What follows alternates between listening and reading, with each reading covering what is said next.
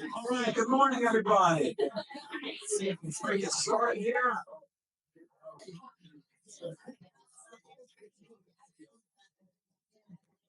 all right, grab a seat, get a drink, and ready for an exciting day of concert. Uh, in case anybody I haven't had a chance to meet yet, my name is Alan Monroe, and I have the honor of being the president and CEO of Living Business from the Gardens. I'm going to welcome you here to our park this morning and for a great day of learning more about conservation. The Living Desert is proud to be able to host this International Desert Conservation Summit. It actually warms my heart to see so many people here in the room. This is the third year we've done this. The last 2 years were virtual. Virtual's good it's the only choice you have, but it's much better to see smiling faces and be able to ask questions, talk to people, and have that in person. That's who I am. I want to recognize Susan Cooper as one of our sponsors for this event. She's also a volunteer at Living Desert, so we appreciate her effort. And then also visit Greater Palm Springs, which are a local convention of Living Desert. Living Desert is this great venue to tell the story about deserts of the world. Unlike many organizations that try and do a postage stamp kind of approach, we have a narrow message we tell. We just tell it very deeply, all about deserts. We have deserts here, and obviously the southwestern portion of the United States. We talk about the deserts in Africa, and our newest effort is the deserts of Mongolia, Gobi Desert. So we'll have a chance to learn more about our efforts there. We've got this great mechanical garden that we have that's associated with us. You have a chance to walk through the park, see the plants that are associated with different desert habitats.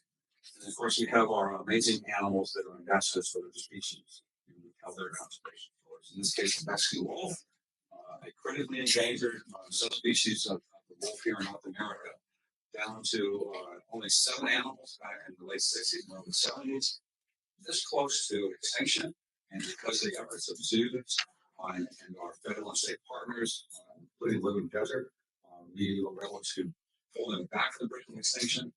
There are now, I think, almost 500 Mexican wolves in the world. It's still a very small number, but I believe there are 2 or 3 populations where they've been reintroduced back into the wild in Arizona and New Mexico, where they're doing what they're supposed to do. They're restoring the balanced ecosystem. They're chasing down sick or injured mule deer. They're thinning down the rabbit population. And that's what it's all about. So we're super excited about these efforts that result from our efforts. And then, of course, second thing we're about is engaging with the public. People nowadays, they live, especially young people, live their life on their digital devices. And no matter how good the high def is, it's not the same as seeing animals in person. And so I have people, young people of all ages come to a park. And for many of them, this is the first time they've had a chance to see wild animals. So that starts the journey of knowledge and empathy and inspiration. And that then builds, hopefully they'll grow up having more information to make better decisions about the use of natural resources, protection of spaces, plants and animals that call them home. In this case, this little girl was a field of Cordelia, our southern hornbill, one of our great ambassadors. We have education programs that run the gamut from toddlers all the way up to senior citizens. So we have programs that go to retirement homes here, and she'll share the message. We think you're never too old to learn something new, and you're never too young either. So this is our meeting you at the zoo program. I really like this because when it gets a chance to dig in the dirt more. And so we would grow bean sprouts. So in a week you would get a bean sprout in a foot high. You give it to the kids, and they go out and dig a little hole, and mom or dad help them do that. Plant the seed, and then go back inside, and they do on the program. Then the squirrels come down and eat the bean sprout. And so next week we got a fresh new plot. Bean sprout. So this is a great ecosystem. The kids, squirrels, the tree, it all works out well. Educate about 100,000 school-aged kids a year to come to our facility. We did a heat map analysis for surprise of how far they were coming to come to our facility. So these are school field trips. So their teachers as far away as Mexico, down the Mexican border, or as far west as Long Beach. They're carrying their kids on a van or a bus and driving them for 2 or 3 or maybe 4 hours spent on the travel to come to our facility. And that tells us that we are offering an educational experience as a valuable students. the thing that we're passionate about is our conservation programs. And so, unless you're really a living aficionado, you may not be aware of the extent of the conservation programs that we support, sponsor, and improve. About half of our programs are here in the desert Southwest. And the others are scattered through the desert habitats in Africa, a little bit in India, and that's mentioned on Kurdistan and Mongolia. So you have a chance today to learn more about these efforts. One of our programs that we're doing is Let's Talk Trash. The animal conservation is not an animal problem, it's a people problem. The animals know what to do. We just need to make sure that we aren't interfering with them. And trash is one of the key factors about this. The raven population is like, I don't know, 1,000% higher than baseline norm. Because of that trash that the ravens, they feed off our refuse. And we know the french fries and the parking lot and the back of McDonald's and such, raven populations have gone up. And ravens, like little baby tortoises, are like jelly-filled donuts for them. And it's bad for the tortoises, and so the numbers are down. So we work with the local restaurants to just tell them to sell them your trash cans. We'll help bring down the food resource, which will bring down the raven population, which will make the tortoises more successful. The other thing we're doing is a Head Start program. And so the tortoises are vulnerable when they're the smallest size, when they just hatch out of the egg. So the first year or two of their life, their shells are too thin, and the ravens go right through that. So we're doing an experimental program where we take the tortoise eggs and we incubate them, pass them, the tortoises get out, and grow them up to a larger size, a bigger shell, and a faster way, and then put them back out into the wild where they escape that critical period in their production. And there's nothing you need to watch out more than a feeding frenzy of baby tortoises. As soon as you put that piece of lettuce in there, you've never seen tortoises right after a good time. And so we're doing this as part of our education programs, our research. This is on display for our guests in our hospital. And so they get a chance to learn more about all the things that it takes to manage this kind of conservation. And so with that, I want to invite Dr. James Nana-Berg. He's our Vice President of Conservation. He's going to tell you a little bit more about today's activities and all the wonderful things you're going to do. So give it up for Dr. Nana-Berg.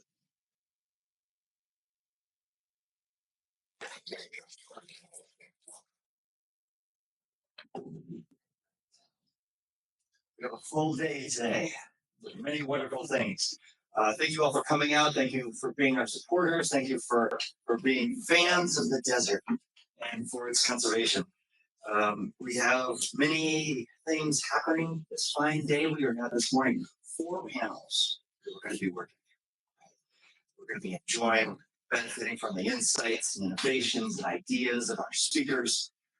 The schedule is all, of course, in our handbook, and everyone has one of these. No, they're outside. You can pick up one of these as well after your break.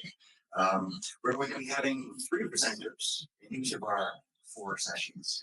And there will be 2 conservation heroes in each of our sessions, and then also a TLD staff is going to talk about the kinds of conservation projects that we do that echo, enlarge on, and make sort of bring it home to us here in the Coachella Valley.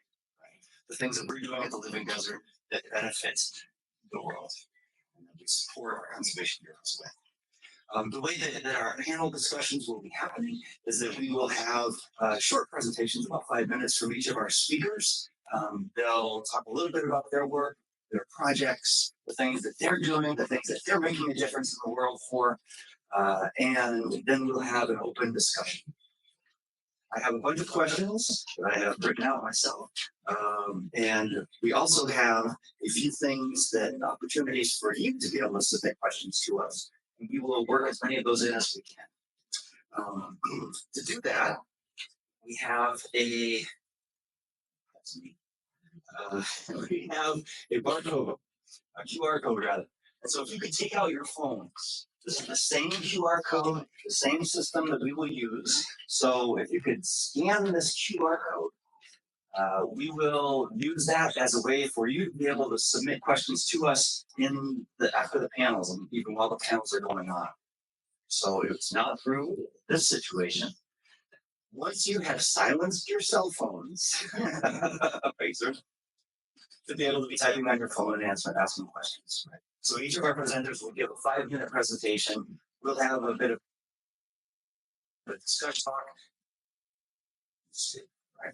And the way to do those questions is through this code. So our first question is this one as a test. And also because it's useful for us to be able to better understand what folks are thinking.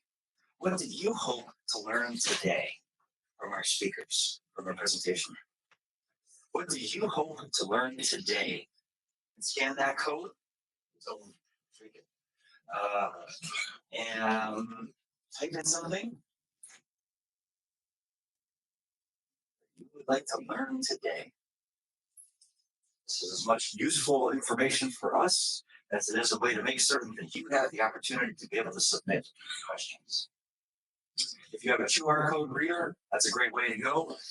Most phones now have the ability to just, when you go into camera mode, to scan the image and it'll automatically say, go through this site. And you say yes. Anybody okay with that? Anybody get handy? I'm gonna digital detox, so I don't have to. Digital detox. Okay. Thank you. Talk to a neighbor. That's a question for you. I love the term, the idea of a digital detox. All right. What do you hope to learn today? We're going to be talking about some of the 80 conservation projects that we do here at Living Desert Zoo and Gardens in 12 countries on 3 continents. And these projects will, of course, go and support those of our desert conservation heroes.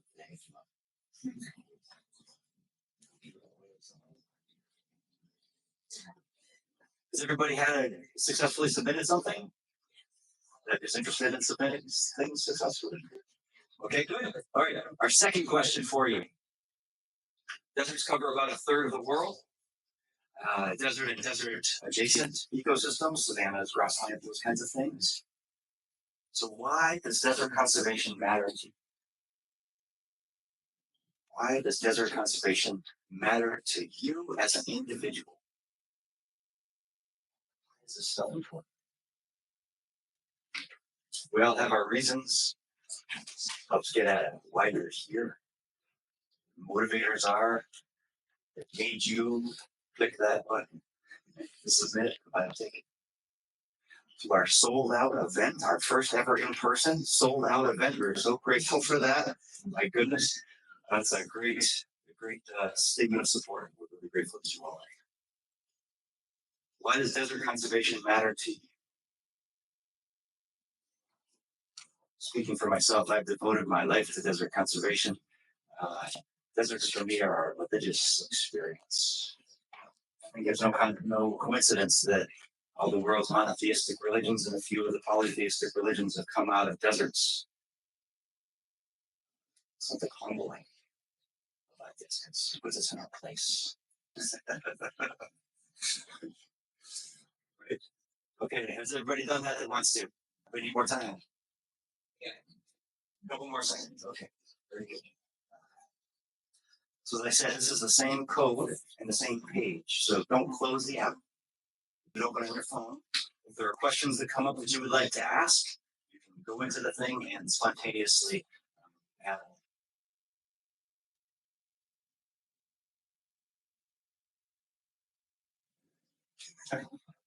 Our technical support staff, Katie. Also, I want to call out 2 people again, as I did last night on a video short time. People who have made this event possible. Alan had the idea for the event. I fleshed out the event. Our rest of our directors team and our support staff and leading folks have helped flesh this theme out. But the reasons why things are running well, why you have a chair to sit on, is no small part thanks to Rebecca Ruffing. Katie Shaw, let's give our hand to the local event.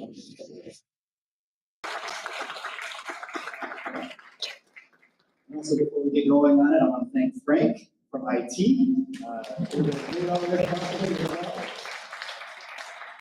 And of course, our amazing facilities and grounds crew who set up everything and made the transition from, this room was full of round tables and dinner and food and tables outside, and everything was turned over in like an hour after we were done last night. So again, for our facilities and grounds crew.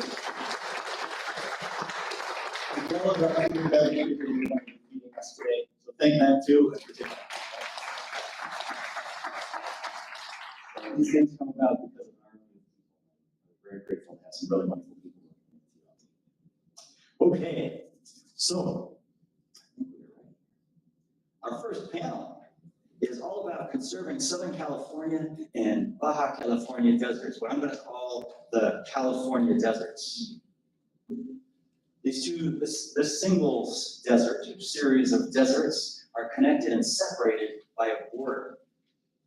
And that border is very porous for animals, for plants, cultures. Right? We are two countries in one desert that share a culture, share an ecosystem, and share an entire biodiversity. So we're going to hear a bunch of great stories about conserving Southern California and Baja, or California deserts, from Death Valley down to the tip of Baja, over to Sonora, down there, mainland Mexico, as they say. So our first up is Enrique Zañuro. We've been working with Enrique Zañuro from Pesca ABC for a very long time.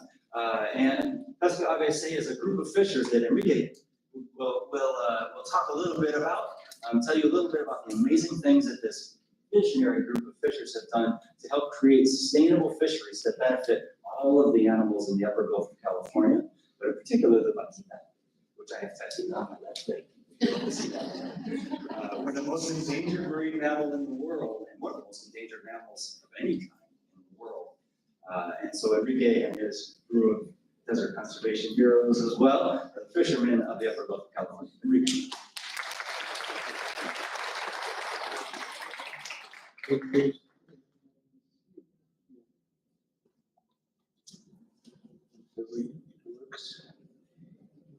Yeah, so let me. So we are in this place where the desert meets the sea. So it's people living in the desert but fishing, and it's in the Sea of Cortez, just a few hours driving from here. So this organization, what I like most, it's not conservationists going and tell people, let's do things. It's the opposite. It's a group of fishermen that they understand that things were not working that well as they were. And they build this organization. And they envision what's involved. One upper Gulf of California, where they could make a living, they could continue fishing, but they could preserve this area. And they know they don't have all the information, but they are also aware that probably scientists don't know all the information. So the way they think is the best way for working. It's trying to make this circle where scientists took information from fishers and fishers give information to scientists and make these scientists to fishers and fishers to scientists, make it around all the time. So that's the way it works. So they built this organization, and the board of directors, the board of directors, it's only 5, but there are a lot of fishers working there. And it's all the figures. My boss, all my board of directors, the bosses are directors. Then we have an executive director, so I have the employee, they call me, say, okay, we need a director to build these things. And we also have an advisory board that we decide together that it's mainly made by other NGOs that could help us to move and make this business work, and a surveillance council it's 2 people from other organizations that make us being all time accountable, because we think being accountable is super important for nonprofits.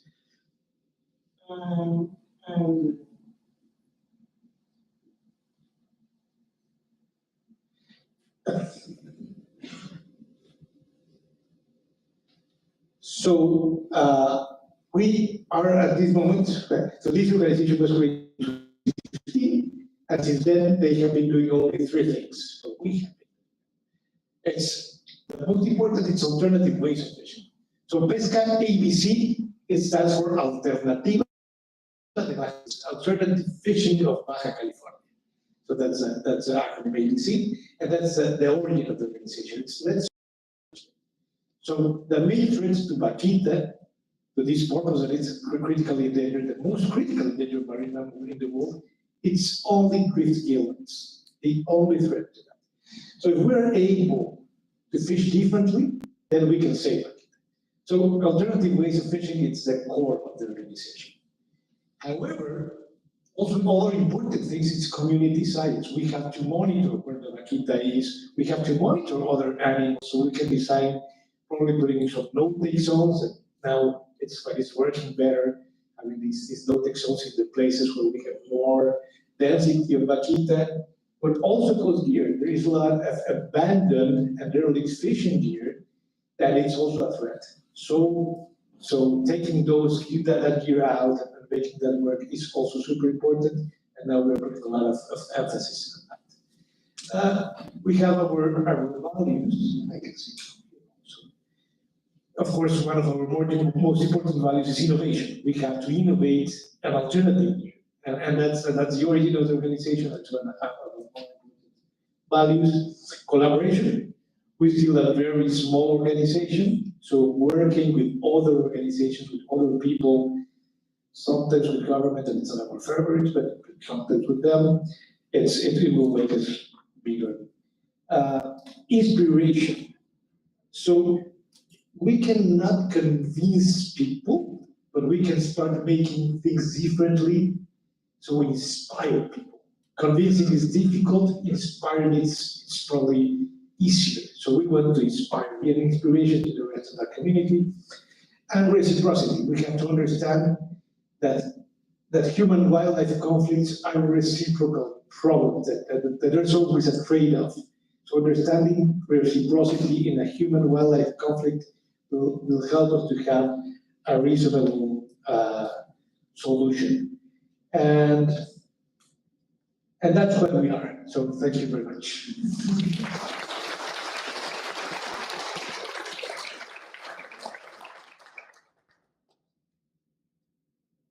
Thank you, Enrique. Really an amazing opportunity, amazing group of fishers, led by a really inspirational guy. Next up, we're going to talk about the California state reptile, the desert tortoise, the ravenous little babies that we have down at the veterinary hospital that you can come down and see as we do our Head Start program. Tim Shields of Hard Shell Labs has been working in this field for many years and has changed his focus more recently to being very technologically focused, innovative. So we're going to hear a bit of innovation.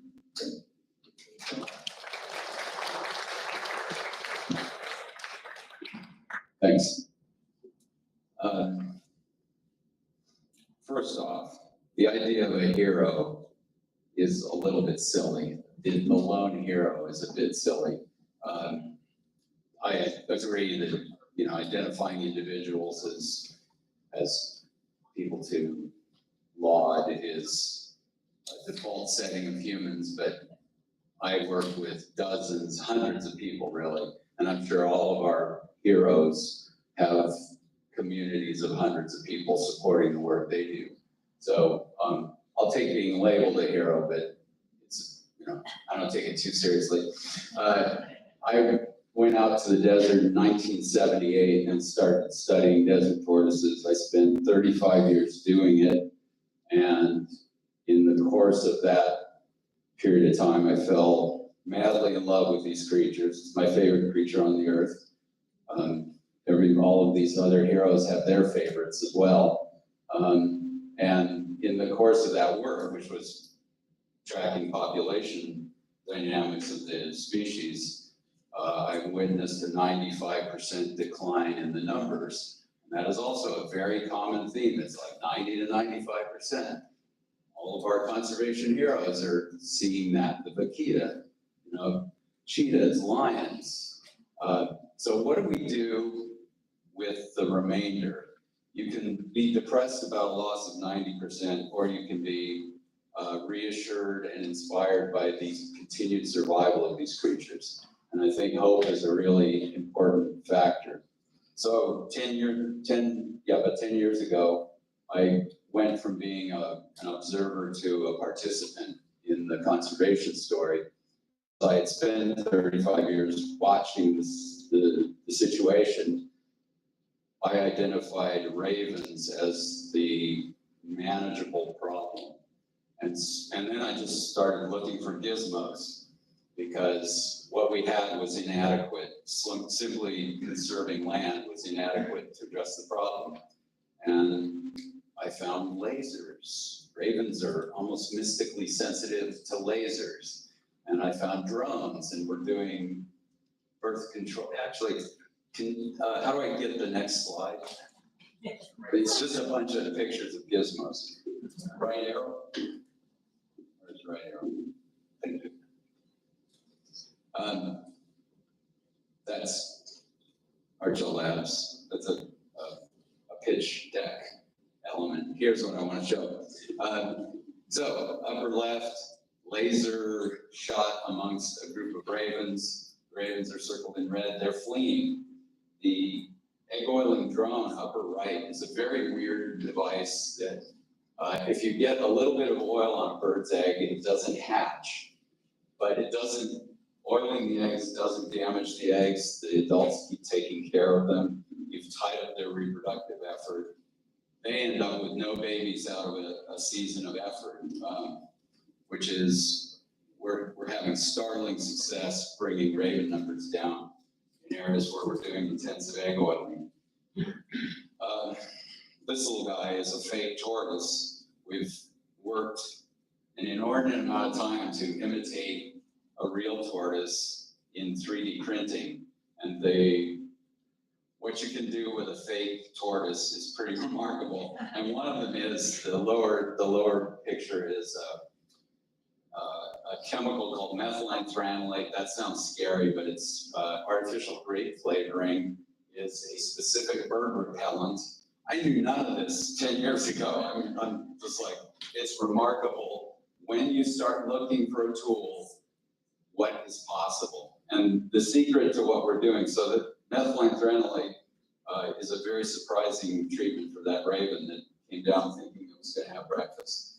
So the formula is go talk to engineers, because they know all of these tools that you don't know because you're just a dirtbag biologist. And it has been remarkable tapping into the community of engineers, because they're doing, like, I work with this guy, he figured out a radar system landing, a parachute system for a radar landed on Mars. So this guy on Earth figured out what would be required to land a radar system on Mars. They did it successfully, but he grew up with 2 desert tortoises in his backyard. He was madly in love with desert tortoises, and all I had to say was, no, we could use some engineering for desert tortoise conservation, and he was lit up, and it's a juicy problem. So I'm already talking to the African people about lions and cheetahs and how to reduce conflict. So there's hope. There are a lot of tools coming up. I used to be a Luddite, and now I'm an eco-technologist. So there you go.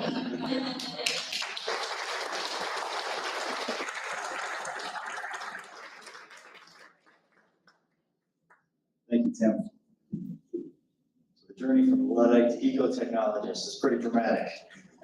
As is the journey for many of us as biologists and conservationists, from working with biology as a major driver of our energies to realizing that we need to work with people. So there are a lot of transition states that happen across the landscapes here with our communities, especially once you get into conservation with those communities. So next up, the third person from our panel here, third and final person from our panel, is TLD Steph. She is a curator of our animal care team, and she's been working with pronghorn conservation since 2005? 6, quite a long time. And this is Wendy Enright. Please come on. Wendy will be the only presenter, I think, today who is from the Coachella Valley. Born and raised here in the Coachella Valley.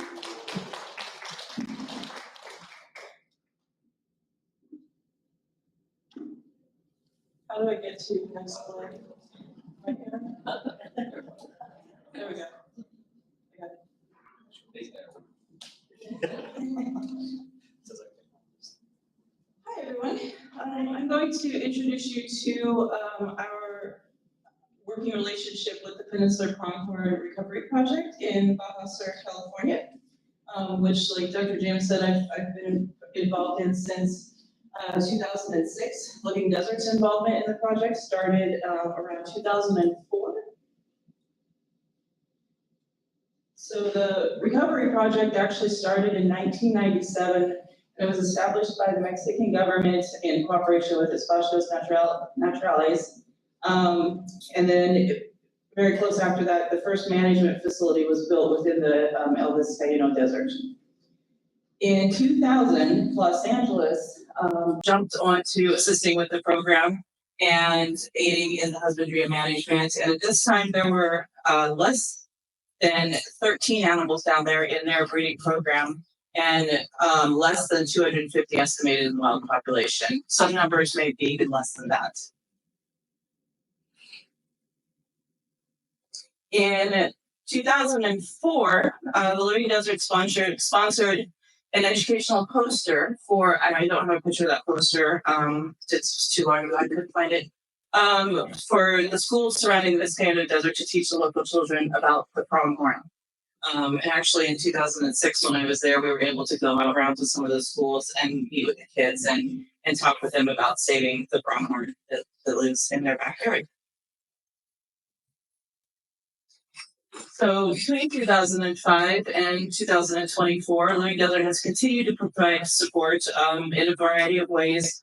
In the early years, we were doing a lot of handling of fawns. It's a very old picture of me. The first time I was down there, handling one of the fawns. One of those four of those fawns actually were the first four. It was 2 males and 2 females that were imported up into the United States to develop our breeding program, which is now about 35 animals in 6 different zoos across the U.S., the southwestern U.S. We've also assisted down there with doing relocations from their semi-captive managed herds to move them to more open areas. And in 2020, we were down there with Dr. James and a few other people from a couple other institutions. We worked with the staff down there to develop a species action plan, which contributed to them being added as their own subspecies to the IUCN Red List. That's the info I have.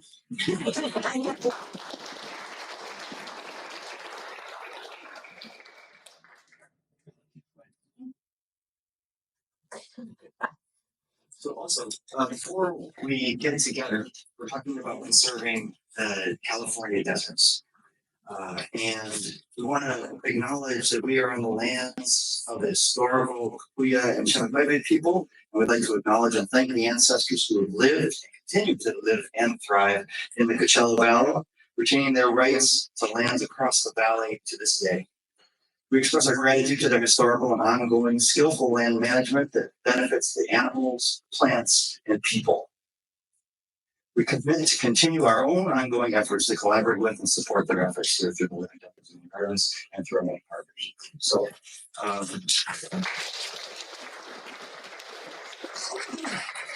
It's really wonderful groups of folks that collaborated with quite a lot and for really long to be able to collaborate with the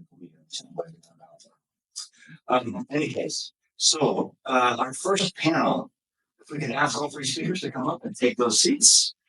We'll have the panel questions here.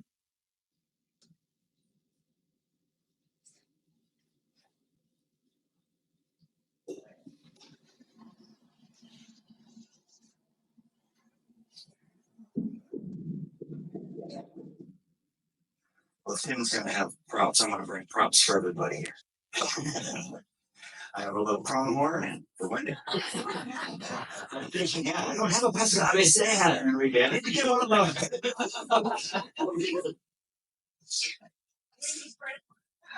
So I get 3 friends of that. That's friends. All right. So, what do you think? We've talked about the vaquita and all the marine animals that are in the upper Gulf of California. We've talked about desert tortoises. We've talked about pronghorn. The major threats that each of you talked about are quite different from each other, right? Fishing, ravens, and hunting. with the promote. So what do you think are the main things that I want to focus on government so much? I want to focus on things that we can do as individuals. What are the sort of the main things that your work could help further the conservation of these species and be supported by us, by the public? We only have one mic, so we're gonna have to pass this around. I think that in human wildlife conflicts, there is kind of, well, single thing, mostly people don't want to harm wildlife. They want to do their living, but while doing their living, they harm wildlife in some situations, like probably with the garbage or in the consuming system, or probably hunting or letting the ranches in trouble. So people don't necessarily want to harm wildlife. And we have to create this set of incentives in some way to make the people that are aware that their decisions for that. So in the case of us, it's probably seeking consumption.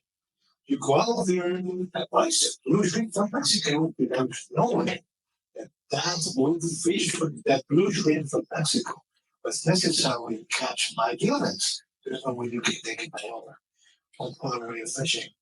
So just going to the market and avoiding that consumption and asking where these fish come from and learning a little bit more about seafood will help a lot. And I'm sure that will happen competitive with the government or with ranch raising or cattle raising, whatever. I think there's a way consumers can help make this change for us.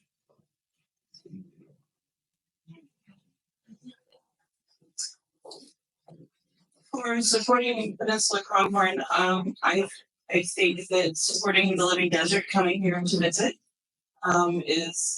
is a great way to help support almost all conservation programs because part of our funds go to supporting those. And then if you are ever down in the beautiful area of California, California, sir, then I would suggest going to visit the visitor center in Guerrero Negro for the Peninsula Pronghorn. They have a beautiful visitor center there that teaches you all about why you want to save the Peninsula Pronghorn.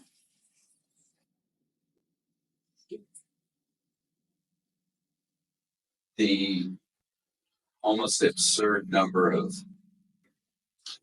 ravens for the thing screaming, it's just feedback. The almost absurd number of ravens that coexist with human beings are a direct result of human behavior.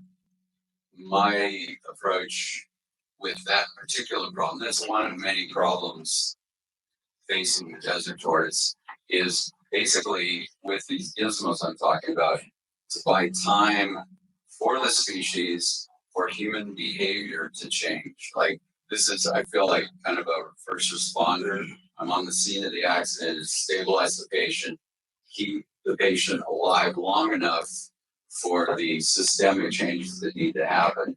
So a project I'm working on right now with a great land conservancy called Transition Habitat Conservancy is we're applying all of these raven management tools plus a whole bunch of habitat enhancements for tortoises. And for the first time, we're kind of seeing how all of these gizmos can work together.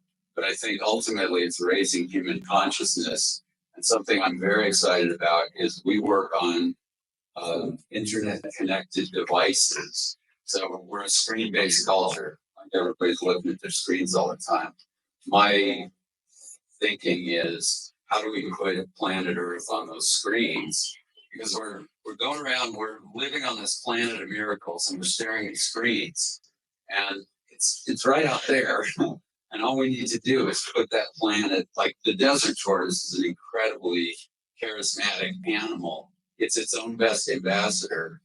I kind of look at my thing, it's just like my real goal is to get them on the screens. People will fall in love with them as soon as they're on the screen. So that's a longer term, but not very far away. We're very close to having a series of online games that are actually conservation apps.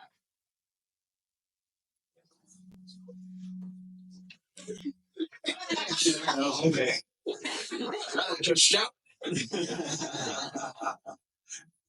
Tim gives off such technological innovation that medical one is a microphone. Clearly.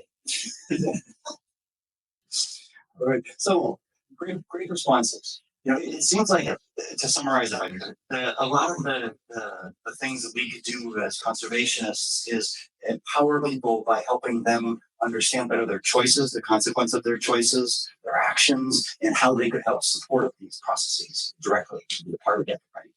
So along those lines, Enrique, for you in the upper Gulf of California, as you were saying, the sea turtles and other things that are being caught incidentally in nets, they're not intentionally caught, right? It's not an action that they want to do. It's actually a hindrance, it's a problem, right? And so a lot of the challenges that you face with Pescadores, say, are the alternative fishing methods that you were talking about a little bit today, but a lot more of the video last night. But are there other alternatives that the fishers could use that are interested in to supplement their income? And would they be interested in those alternative livelihoods as a way to supplement their income, to diversify who they are, what their income stream is? So this is specific for the case of the upper Gulf. So fishing seasons are really wide. So there's no way you can find one feature that it's only a trade feature or a fitness feature or only doing ecotourism. They like to do a lot of things because of the season.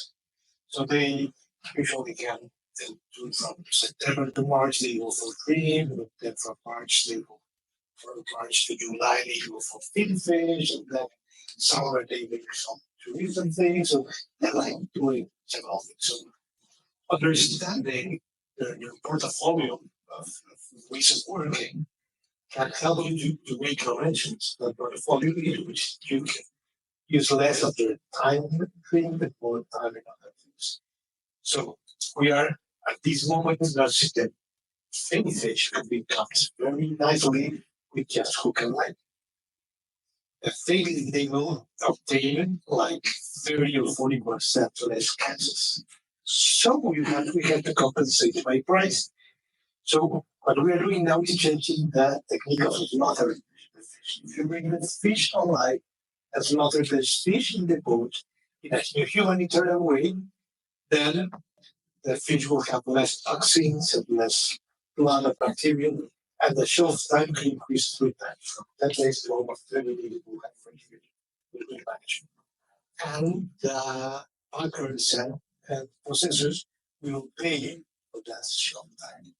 So then we will compensate. So you have to understand, like, going deeply and understand the portfolio of actions and trying to make the non-human things more profitable. Yeah, so to summarize then, sort of, they're already doing a diversity of incomes. It's not just that, but also improving the value per unit effort, right? By appropriate ways of turning the life of the fish so that they will be able to have a longer life on the shelf. Okay, very good. All right. And probably also if there are ways to certify that they were caught in ways that were safe for Makita, Makita safe fishing thing, similar to tuna safe. All right. Thank you. All right. A question for you. Much of your work is, of course, focused recently on the novel applications of technologies to historically challenging problems. Once you perfect those approaches and demonstrate that they have massive impacts on beneficial impacts on the challenges that you're trying to face, are there ways that the public could help you scale these up? Like maybe with the techno approach, for example. That's sort of the holy grail of the situation, is how do you configure these things such that more human beings can be involved. So I'll expand a little bit on the game idea. We are currently using an internet connected laser to repel ravens from major subsidy sites. It's very successful because they are so sensitive to lasers. But the problem you face is the labor intensity. If you're there, a single human being with a laser on one site, that's relatively labor intensive. But if you have this internet connection, a single operator can monitor multiple sites. But then the next step is, why do you have to do the work when it's a hell of a lot of fun to zap ravens with lasers? It doesn't hurt them, and it's wildly entertaining. I've done it for 10 years of my life.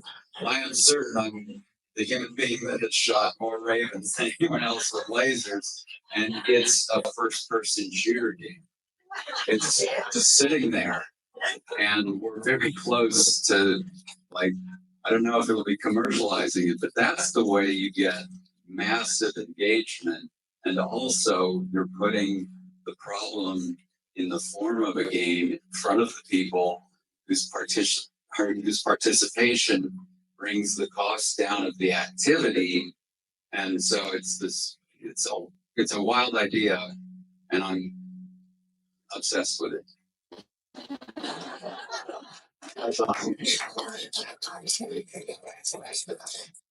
Novel uses of gamification. Wendy, a question for you. And thanks everybody for these wonderful questions. There's 21 questions in here. There's no way we're going to get to them all in 12 minutes, but we'll do our best. Could you talk about the ongoing pronghorn hand rearing efforts today in Baja? What's the status of the program? How are things going right now?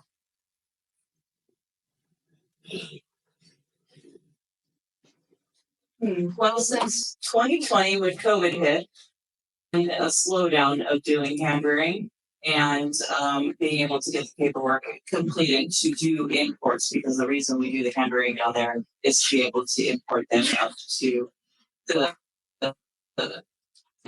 up to California. They usually end up going to either LA Zoo or quarantines, and hand rearing them makes them much calmer for the transport of that long drive or flight up here. So since we did the species action plan in February of 2020, we missed the shutdown and everything by just a couple of weeks. So there's been a couple efforts to start the hand rearing back up again. I believe we're gonna try it again for this coming season, possibly. But I haven't heard any definite if we're a go or not. So, but I've been down there over the years. I've gone down 4 times, I believe, to do groups of hand rearing over the years. Thank you. Tim, we have a couple questions from the audience about ravens and crows. There were several of the questions are there any discussions of culling raven populations? And another person has suggested that wildlife laws generally disallow harassment, especially for migratory birds by the Migratory Bird Act. And how can that be balanced and effective? Actually, bird hazing is, there's a blanket approval of that by U.S. Fish and Wildlife Service. So the hazing we do is it's not prohibited at all by regulation. And this was an acknowledgement in the formation of the Migratory Bird Act that birds cause problems. When we concentrate resources, birds respond and they cause problems. So there isn't a regulatory prohibition for what we're doing on that score. What was the other one? What's the first part of the question? Okay. There is a program in an entity called Wildlife Services for culling ravens. It's permitted, and it's conservation based. It's also resource protection based. And I've talked to a bunch of these guys, and they go out and they shoot ravens. And what we do is we target. So we go along power lines and we find occasionally piles of dead baby tortoises beneath the nests that have been killed by the ravens that are attempting to feed their clutches of young. they're just doing what ravens do, but there are certain specialists that get taken out of the population. The problem is ravens are really smart and they recognize the truck, and they recognize the individuals, and you can't get close to them. And if you only get one of the pair, the survivor teaches everybody else in the guy, watch out for that guy. I actually have a version of that when I go to some of these subsidy sites, my car, if I can get out of my car, I've had 700 ravens just up and fly away because the bad man has come and gotten out of his car. The point is, these things are super intelligent and they're social. Killing them is really labor intensive, but teaching them is not. And so the way I look at it is we're inserting memes into their social media. And we can, like, I'm now a meme. I'm the bad man. And when I get out of my car, everybody knows how to respond and they split. So that's what we should use. And that's a nonviolent solution to gradually addressing the problem. Shooting them is just, calling them is really hard. And the alternative is poisoning them. There is a poison called DRC 1339. It's being used. It's problematic. I think there's better ways, and ways that don't evoke, opposition from people who care about wildlife, who care about ravens. I love ravens. They're super cool, so interesting. And so let's figure out how to move toward a solution that is smooth and just and ethical for everybody involved.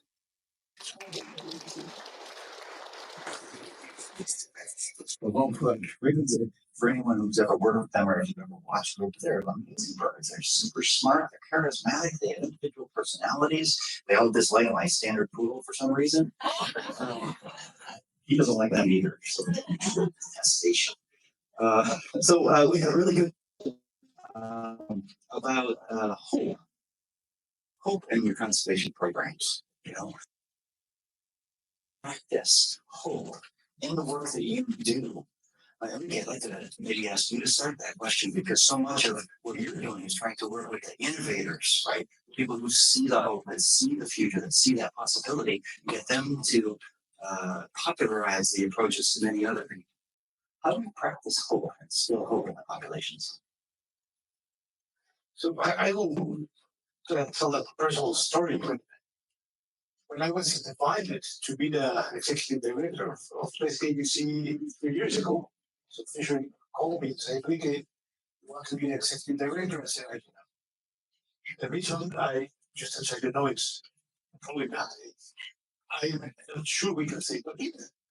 10, 12 Papitas, 3 Papitas. I don't know if I want to be the rest of my life saying something that we cannot say. I have some sleep last night thinking about it. And I still don't have an answer if we can say that.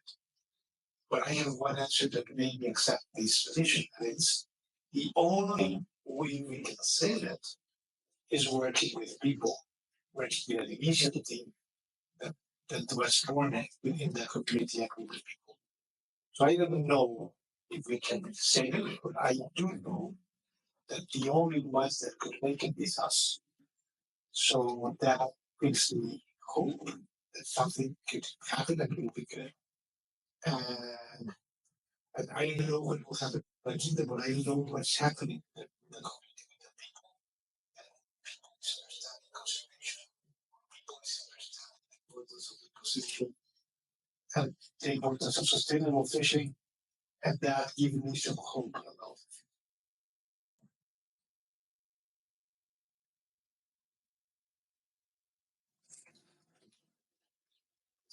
So that made me think also of a personal story of the first year that I was able to go down to the Pronghorn Project. We were down there for close to 4 weeks, which is a long time to be there. In those days, we were basically in the middle of the desert in a tent, and this was the first attempt to do hand rearing and bring and import the original 4 fawns. And we had think we had a group of about 10 fawns. And when we got down there, there was a little fawn that was only a couple days old, and she was being very stubborn about going on the bottle. She did not want it to have anything to do with taking this bottle from anybody. So I took her, and the other staff that were down there were feeding the others, and I worked with her 5 times a day, every day, and I believe it was the day before we left, so it was like day 26 is when it finally clicked in her head, and she took the bottle on her own. And then she was actually one of the 4 that was picked to come up into LA Zoo to be the original group of 4, and eventually had her own offspring, and her genes are now running through the entire zoo population in the 6 institutions. And for me, that's why I feel really strongly. One of the things that makes me feel really strongly about continuing to be a part of the program, and just knowing that like all that hard work, not giving up on her, she was part of bringing the numbers up for the zoo population, and people being able to come and see her and her children throughout the years has been great, and I hope people enjoy being able to see them because they're a really great species.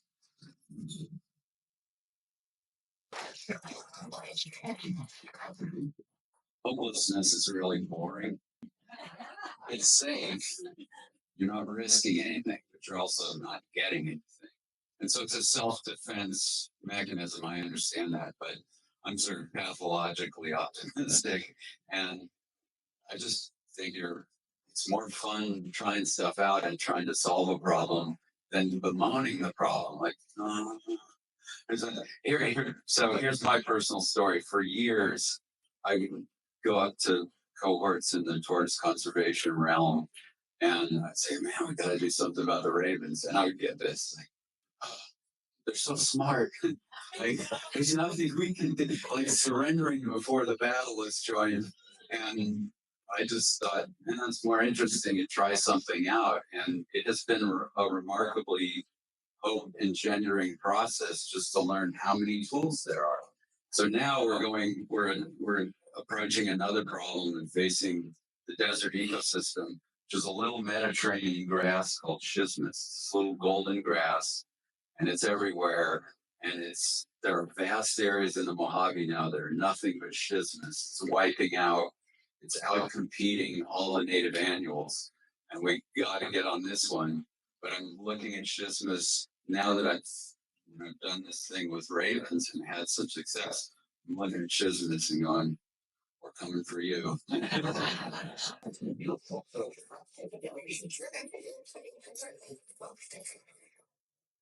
can't end the discussion better than talking about the hope, right? There is clearly hope, And there were a bunch of questions about the different animals' population sizes. If I could just kind of summarize. So for vaquita, vaquita has been around a dozen or fewer individuals, like between say 8 and 10, for the last like 4 years, which to me is inspiring. Because not only is the population size staying stable, very small, but still every year there has been at least a few calves being born that they have cited. Right?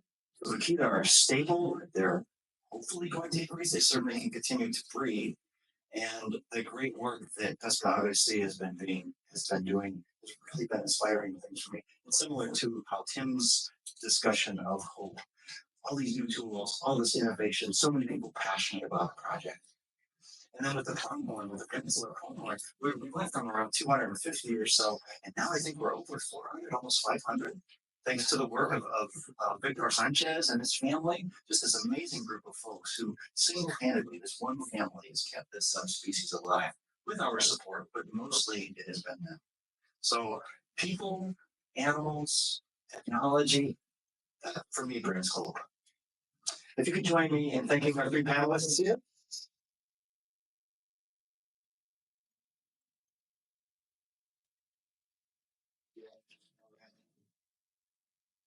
So we'll transition over to our next panel. Okay.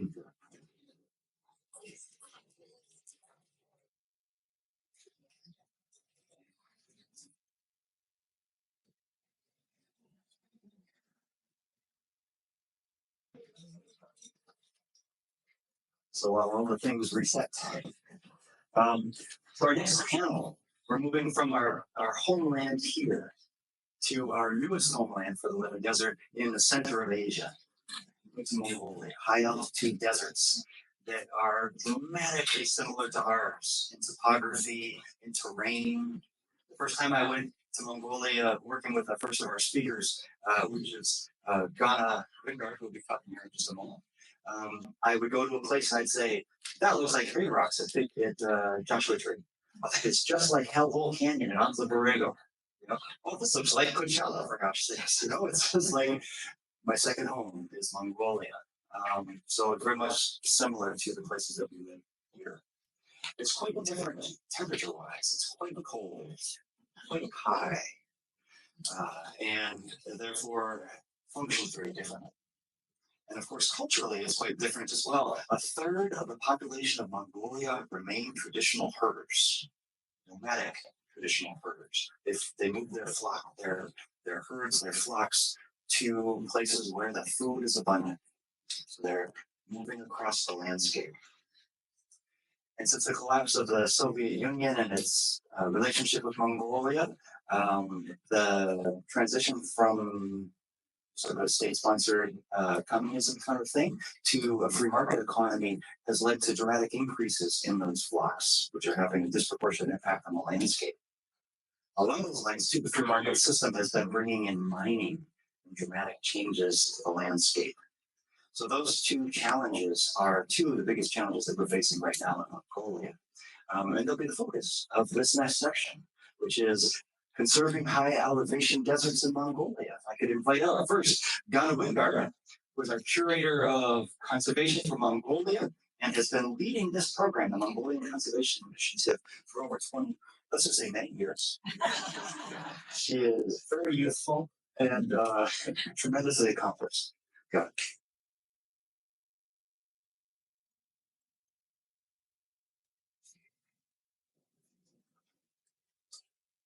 All right, Mongolia. So, I went to graduate school in Missoula, Montana, and there was one Christmas, and there was a small post office, and they said we ship everywhere, including out of Mongolia. That's what I think the people understand. Mongolia is far, and it's unknown, and but still it's a very beautiful country. So I'm happy to be here. Thank you so much for James for the nice introduction. And so I can talk for days because it's 25 years of project. And the project was successful because we partnered with hundreds and hundreds of people. And there were local partners, we partnered with international partners, they funded us, and local communities, and local herders, local teachers, and rangers. So our success story is in a partnership. So in my logo, there is Ikhnat Nature Reserve. Ikhnat means Big Sunny Rocks Nature Reserve. So because we are based in Gobi Desert in Mongolia, it's one of the coldest deserts in Asia, and also it's one of the largest deserts in Asia as well. So we've been working with scientists from all around the world for the last 20 years, and we published over 150 peer-reviewed publications, and we share those knowledges. So basically we do science-based conservation and also community engaged and community-led conservations with partners. We're happy to announce that our United in Conservation new logo, and we're very happy to partner with the Living Desert Zoo and Gardens because we both work in a very unique two deserts of the world. Like James said, when cold, the temperature is high as 115 degrees in some Fahrenheit, but winter it's minus 40. So so the animals must fit with this extreme changes, and the system is a little different than here. So the nature reserve is protected by the Mongolian government. However, it's a different, like Joshua Tree, because in the nature reserve, people live there. They have their own livestock. They have their winter spot, their spring spot, and they move around for the food. So it means we have to protect those globally declining species. Also, we have to protect the pasture for the 150 nomadic families. So it means we just have to coexist. So that's why we like to talk about coexistence. So the nature reserve protects over 40 species mammals and over 200 species of birds and 7 species of reptiles. It's a home of critically important locally and traditionally endangered species, and we have been studying these species for the last 20 years. And we learned that these Snurus vultures with the wing tag number 17, as soon as they learn how to fly, they fly to South Korea. Everything now. And they just go, like, they don't need passports. And they don't need their parents. They just go. So for 5 to 6 years until they start breeding, they go between South Korea and Mongolia.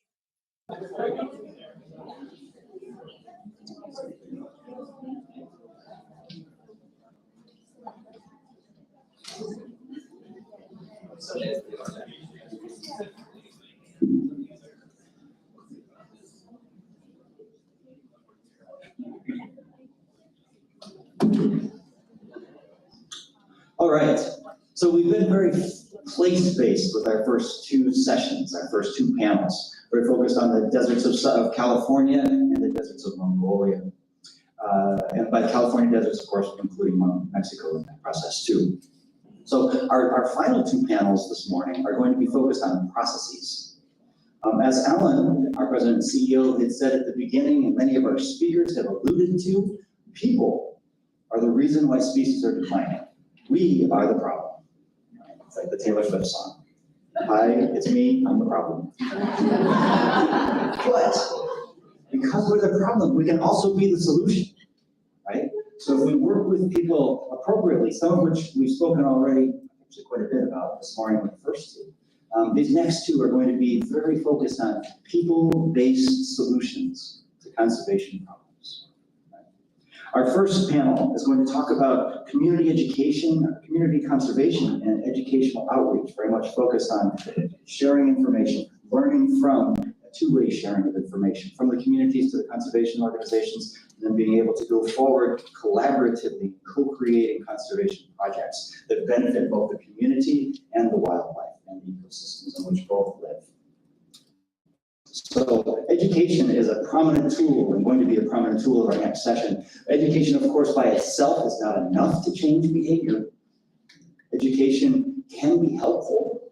I'll even go so far as to say in changing people's behavior, but it is not enough by itself. Right?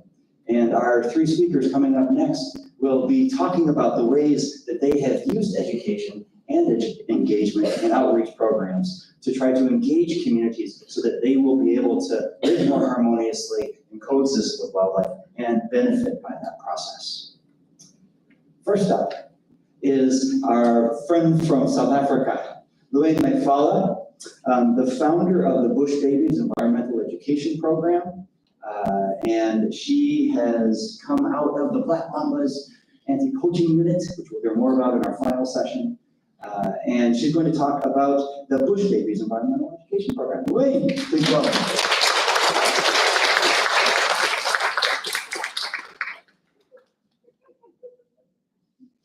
I can't believe he said to me, I need to be 3 minutes. And in Africa, we take our time, so I'll try and African time. So good morning, everybody, and good evening from everybody who's watching from back home in South Africa. My mom, my friends, I need to mention all of them. So like they say, I'm Yoing Maikala, and I'm the founder of the Bush Babies Environmental Education Program through Transfrontier Africa and Mr. Craig Spencer. Nelson Mandela once said one day that education is the most powerful weapon which you can use to change the world. So definitely, if it's behavioral change, we are on the right route. So the Bush Babies Environmental Education Program is a program that uplifts the community. I like to say we create the platform for locals to grow and mature in nature. Where are we from? That is where we are based in the Greater Kruger National Park. The Kruger National Park was established in 1898 and it's very big. So we don't have this weather back home, like this is freezing for me. It gets very hot, we don't have snow, and we've got the big five, all of them.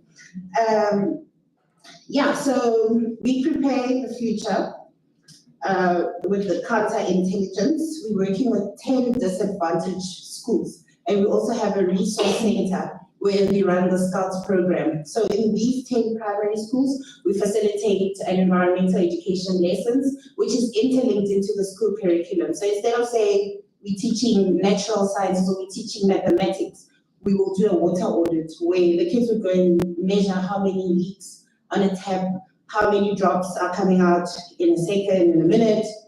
And one of the successes was that the kids wrote a report to the school principal to say, this is how much water, I'm not sure how accurate it was, but this is how much water we're wasting. And 3 days later, the school had organized a plumber to come and fix the tap.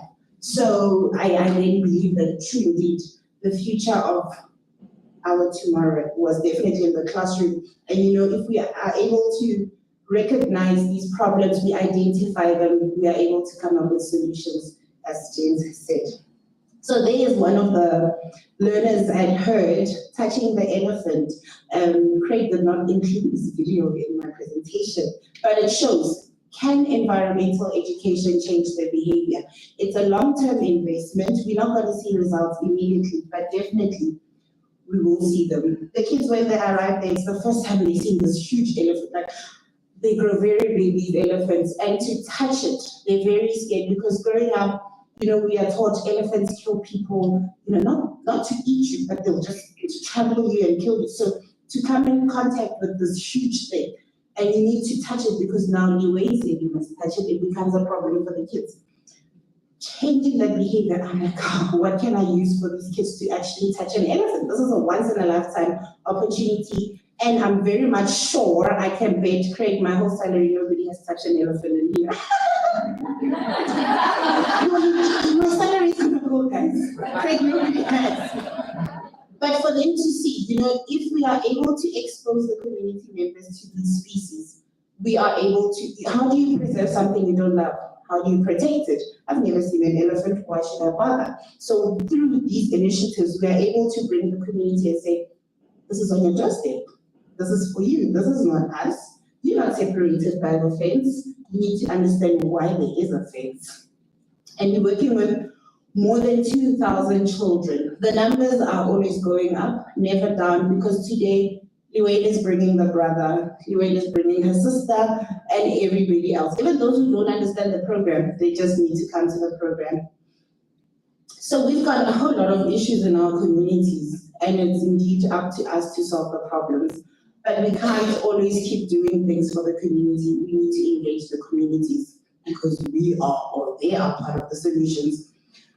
We do what we call a village patrol, where we walk in the communities and identify environmental problems, and we come up with solutions, and we include everyone. One of our successes was we partnered and talked with the municipalities, the water councillors to say, listen, we can't keep picking up the papers. What is the solution? And through the engagement, we've managed to get, and the mine was also helping, they've put skip bins in the local community. So now people no longer have to walk to the river to throw their waste. They throw now this in the skip bins. So that is one of the successes that has come out. Also with the cleanup campaigns and controlling the pollution control. We also address human-wildlife conflict, which I think Craig will go into greater detail. But the Black Mamba ladies also come and engage with the communities on these issues. These ladies are from these communities. How best does it not work for you to hear somebody who's from that community saying, not on my watch, we're not gonna go in there and kill these animals because what will the future have? We also do sand mining because everything is for everyone, but to a certain extent, we need to draw the line of saying, we can't keep digging this because when you dig it, it's left empty. There's another place where you can throw or dispose your waste. So we try and identify these sites, and these reports go to the chief, and we hope and wait for the chief to assist us. We do food security programs, as you saw in the video yesterday. We're working in the gardens. We have successful gardens at schools. I don't lift a finger, the kids do. And we don't have squirrels that come and eat. We actually get to use our food, the crops that we're planting in the garden. And because of the Scouts movement, the kids require to work on certain badges. So that really works hand in hand with the work that we are doing. We also work with the bush grannies. I want to adopt you guys in here. The program is multi-generational. We don't just educate the kids. The grannies are crucial. They have the indigenous knowledge. And we don't want them to use Mother Earth with that knowledge. Instill this knowledge in the younger generations. So what we do with the grannies is we take them into the Kruger Park. And they're very clever, They're like the wise old elephant, the matriarchs of our communities. But they must share with us, they must tell us what trees did they use back in the day, what can I use for a tummy ache, they know that. And how we engage them as well, apart from going into the Kruger Parks, is to just sit around the campfire with the kids under the stars. And Granny will tell us now how the zebra got its stripes. This is something that we no longer get to have. But to have the grannies sharing this with the kids, it's very nice. And they were teaching us how they used to cook morojo. It was so nice. And the kids really love it. And now they're going, yeah, when I get home, I'm going to cook. Now we need to worry. Please don't burn your mother's house down. The educators help the grannies with the daily chores because we've got, as you saw, the donkeys. When we were doing the presentations, they are the ones that walk kilometers collecting these waters, but we also try and help with the nearby grannies to collect the water for them. Is my time up? I see you winking. I'm not sure if I'm doing a good job on it. Almost there? Yeah. So another success of our African time. We need to bring our tendencies wherever we go. But not even just one, but most of our successes, I need to brag. I was in the UK last year at the Royal Geographical Society as a keynote speaker. So conservation not only is about education, but it takes us to the world to share the amazing work we do. Not only did it allow me, I remember little Honora, I can't remember how old she was, but she would visit at the reserve and she wanted to do research where she started working on the rodents. And she was selected for the science fair to represent South Africa in Los Angeles. Imagine! And she says to me, I never in my entire life imagined myself getting out of Palabora. Never mind South Africa. I never thought of that. And we're trying to introduce career paths in conservation for the local communities. Like Craig will mention in his talk, is that education goes a long way. And these, conservation in South Africa is a white man job. So when you start going there, people go like, are you sure? My cousin always went to me like, yeah, you're going to bath frogs as a career. You don't want to do that. But you know, today is they're like, yo, I'm so proud of you. My sister's like, yeah, you should have studied HR. And I was like, no, this is really the passion in that. But we're trying to change the mindset of the local community members. We're trying to introduce careers in conservation because like the young lady said, Kruger Park is just 10 kilometers from us. Some have never been there. And through such programs, we are able to take the grannies, the kids, and Craig into the park. So yeah, that is me at our resource center with our kids celebrating 9 years of existence. We no longer count numbers throughout the years of how many kids we've had, but to cut it short is 4,000 times 9. That's how many kids we have changed. And yes, we have seen another positive, this is the last one. Another positive is that the schools now, where they have their career paths or career days, they invite us to come and educate the kids on, oh, these are some of the subjects you can do, and there is a lot. I just prefer taking education because I love talking a lot. And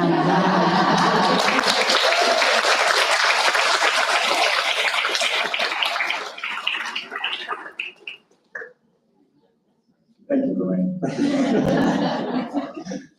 Lorraine is a rare treat, a treasure of the globe, for certain. Along the same lines, another dear friend of mine, Jane Horgan, from the Cheetah Conservation Botswana, will talk about the work that she does with engaging communities and also education in Botswana to benefit the cheetah.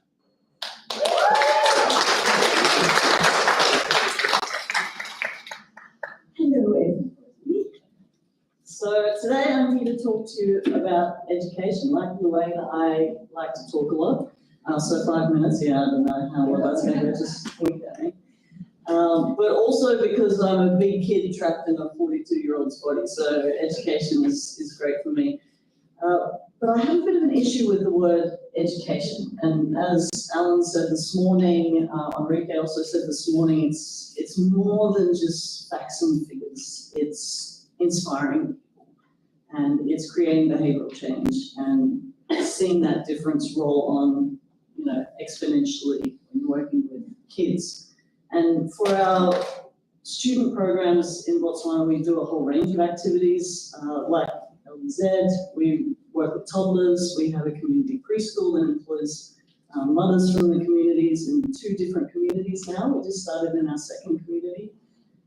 We also work with school kids doing school talks. We have our environmental bush camps, which is one of our flagship programs, where kids come for 4 days for experiential learning in the bush, which we love. With the school kids, we also run competitions. The kids don't have arts in the formal education curriculum, so we really encourage creativity in our competitions. Usually we run in conjunction with International Cheetah Day on December 4th. And we also work with university students, so we run through all the ages of students.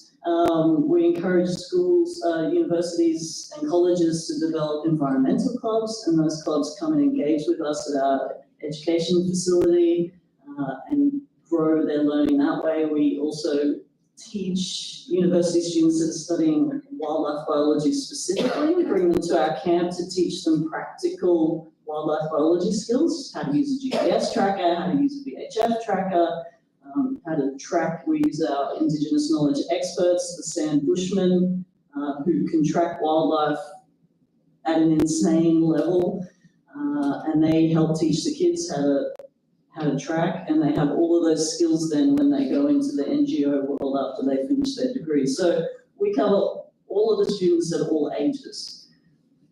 But environmental education, it's more than just road learning.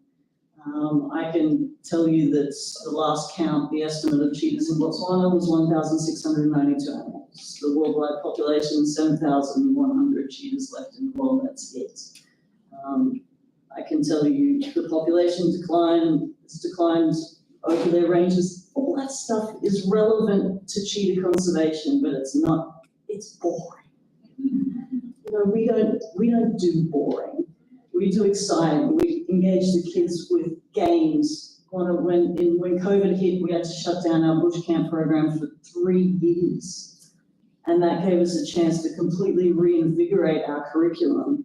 And one thing I was passionate about was that we had to spend at least half of the time outside the classroom. And I wanted the kids getting their hands dirty. And we developed a whole range of games that teach them conservation concepts through play. And we have a really exciting program coming up this year, which is teaching conservation through soccer, a national sport, global sports, the beautiful game. Very passionate, everyone's very passionate about soccer in Africa. And so that's a great way to teach the kids. That's coming up in June. I'm really excited about that. So we're trying to inspire. We want people to fall in love with wildlife, and we want to create that behavior change. And for our education activities with students, we use, and Alan mentioned it this morning, our impacts that we measure are knowledge and understanding, but also empathy, and also attitudes towards self, and attitudes towards the environment, and changing behaviors. But education, I like to refer to it as awareness raising. When I started leading the department in 2015, we changed the name from the education department to the engagement and awareness department. And the reason for that, slides, you don't want to see my face, there we go. That's sort of CCB's mandate. And we have the engagement and awareness department, but it crosses over into all of the work that we do. So it's working with the farmers in our Farming for Conservation department. In our Enabling Environment department, we're trying to create policy frameworks that support conservation efforts. So you're talking about education and awareness raising and engagement with policy makers. One of the big issues we're facing at the moment is in the big landscape areas. We work in between the 2 largest national parks, protected areas in Botswana, lovely wildlife corridor, full of biodiversity, and the government's just decreed through the cabinet that they're going to put fenced cattle ranches there. And that's one of those examples that Joe was talking about where maps can be misleading. They sort of wanted to back it up against the existing commercial fenced ranches, and that way it would have the least impact on the wildlife corridor, but on the ground, of course, that's exactly where the wildlife are moving through. So we're using our knowledge and understanding to help engage with those policymakers to say, okay, if you need more farms, let's just figure out a better way and a better place that we can put those. And engagement and awareness, and engagement is so important in that. It's not, I think James said, it's not a one-way street, it's a two-way street. I have 3 degrees. I've learned much more from the Kalahari Sand Bushmen that have no formal education whatsoever, and being taught how to track by them and learning the Indigenous knowledge from them has taught me so much more. So they have so much knowledge and information about this environment where they've grown up, they have generational knowledge that we can learn and use and work together. And what I refer to as our adult engagement activities include the communities and the elders there, and we do in the villages where we work, the rural communities, we do very extensive participatory planning with them. When we first started out working with these communities, we wanted to find out what they wanted, what they needed, what their development priorities were, and then find where those priorities were and our mandate to conserve cheetahs in the environment, where those intersected. And that's where we're working together with them to have community-led conservation, which is much more sustainable and practical.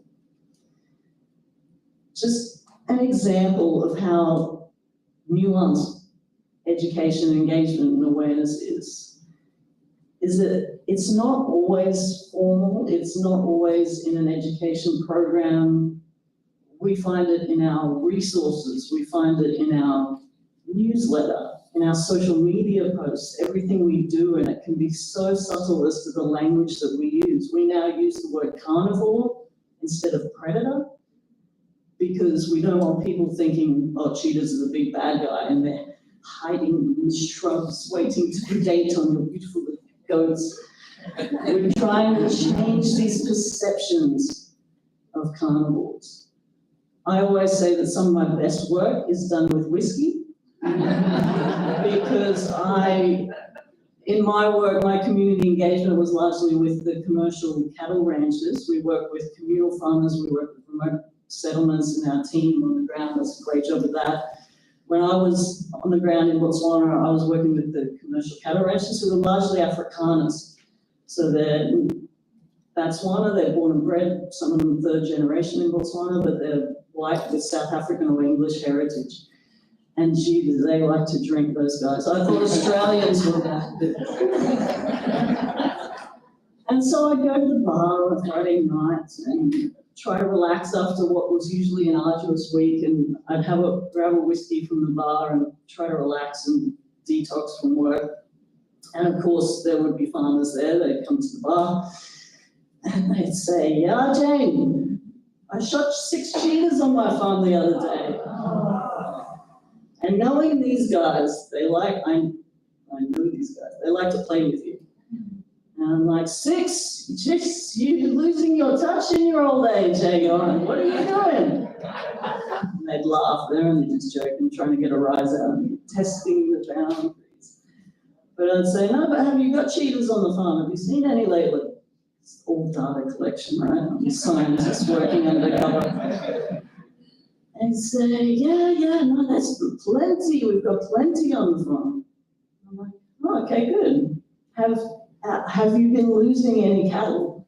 Have you lost anything?" And that seems like an innocuous question, right? But that's engagement and awareness raising right there. Because what we found is that the farmers think that every cheetah is a livestock killer. And in the past, people have gone out, as soon as they see a cheetah on the farm, they want to kill it. But our research has shown that on average, livestock makes up less than 6% of a cheetah's diet. So the perception is that they're killing everything. But the reality is that they prefer the wild game that lives in the area. And so by asking that, we tell the farmers these facts and figures, but you're reinforcing that message when you ask that question. Have you been losing any livestock? "Oh no, we haven't lost anything. Haven't lost anything in a while." That's great. I'm teaching that guy right there with that conversation over my whiskey that not every cheetah is a livestock killer. So every single opportunity you have can be an educational experience. And so the Q&A session, which I can't wait for, is questions from you guys. So when you're thinking of your questions, think outside the box. You know, education's not just teaching really cute kids, getting them to play games and learn about conservation. It's so much more than that. Thanks.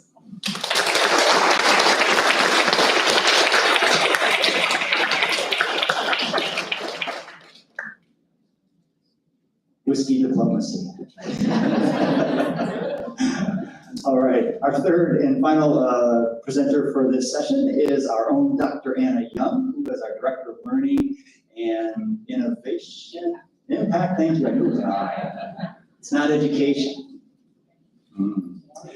And we have been very fortunate to have Anna come in the last couple of years. She has revolutionized our learning impact, our educational and outreach and stakeholder engagement efforts across the valley.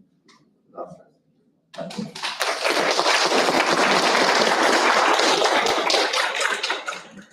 you, everyone. Yes, so I'm Dr. Anna Young, Vice President of what was our education department until last year, and then very similar, for the reasons Jane was explaining, I decided to change the name to Learning and Impact because the term education in America will often evoke the idea that it's just for kids or that it's very formal, which is often rote memorization, and we do so much more than that. As you heard from Alan, we work with toddlers all the way up to seniors. We're engaging, we're play-based, we're changing behavior, and so that was part of the impetus for the name change.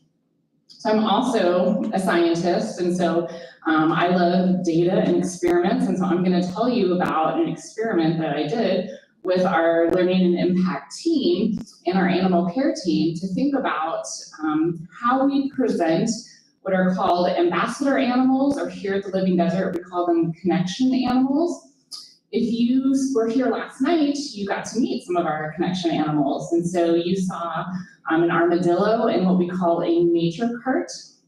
And so I'm going to talk to you a little bit more about how we use that in a camp program to think about what are we teaching, what are kids learning when they come here.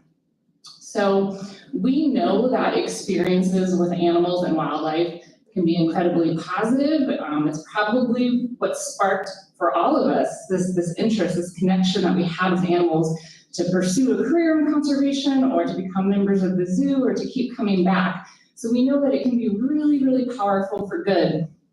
We also know that just like ravens, humans are really social creatures, and we learn from social modeling. We learn a lot by what we see others do. And so I always have this question of how we are presenting these animals, could we maybe have an unintended consequence? So the hope is that we're forming a connection and people are learning great things about the animals and they're inspired and encouraged to go out and save them. But if they see a professional presenting an animal, might that trigger the urge to have that animal as a pet? And so just like in medicine, I want to make sure, like, the first rule is we do no harm, right? So I want to investigate how we're doing this. And so we turned our last 2 summer camps into a research project. We got consent and everything from all the parents. And when campers came in, we gave them some surveys at the start and the end of camp.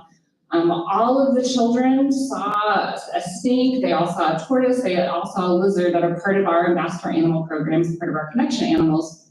And then they saw them in different ways. So they might have seen them in the nature cart, as you saw when you were here last night, or they might see them held in the hand.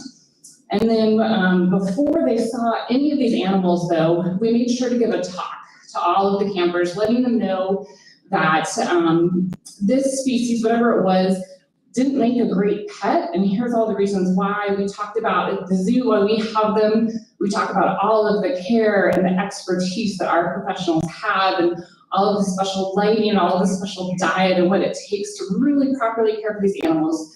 So they all heard the same speech about how it's just a lot of work and that they really don't make good pets at home. But then they saw the animals presented in one of these ways, and so I was curious to see what effect that would have on them. So we can see over here, we've got our tortoise, our snake, and our lizard presented either in the cart or in the hand. And we asked the kids, you know, what's your desire to have this animal as a pet? How much do you want to have this animal as a pet? And it was a Likert scale. And what we saw was for both the tortoise and the lizard, when they saw that animal presented in someone's hand, they were much more likely to say that they wanted that animal as a pet. They thought it made a good pet, even though they all heard us tell them right beforehand, these animals don't make great pets. They're not a good choice. They should be left for professionals to handle. The snake, they were like, you know what, nope, I don't want that. When they saw that in the hand, but it wasn't a statistically significant drop for that snake.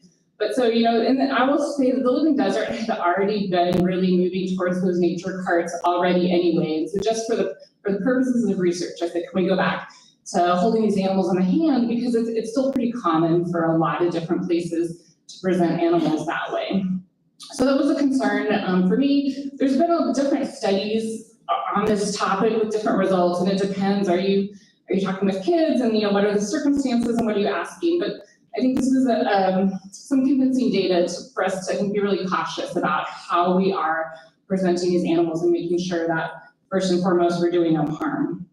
Now, one also assumption that comes up a lot is this is going to be necessary. Having this up-close personal connection is necessary to encourage pro-environmental or conservation behaviors. So we wanted to test for that too. And what we saw is that we really didn't see much of a change in the kids at all, depending, no matter how that animal was presented, for how they felt about wanting to save that animal in the wild. Now, I will say the caveat, these kids were all coming to zoo camp, and they already had a pretty high level, so on the Likert scale, they were already close to the top of wanting to help save animals in the wild. But if we didn't see much of a change in this realm, but we could see a potential increase in exotic pet desire, that makes sure that we really want to be informed and intentional in how we present those animals, we're not moving the needle on conservation intent, but we could be moving it in a bad way for exotic pet desire. So some interesting discussion, food for thought.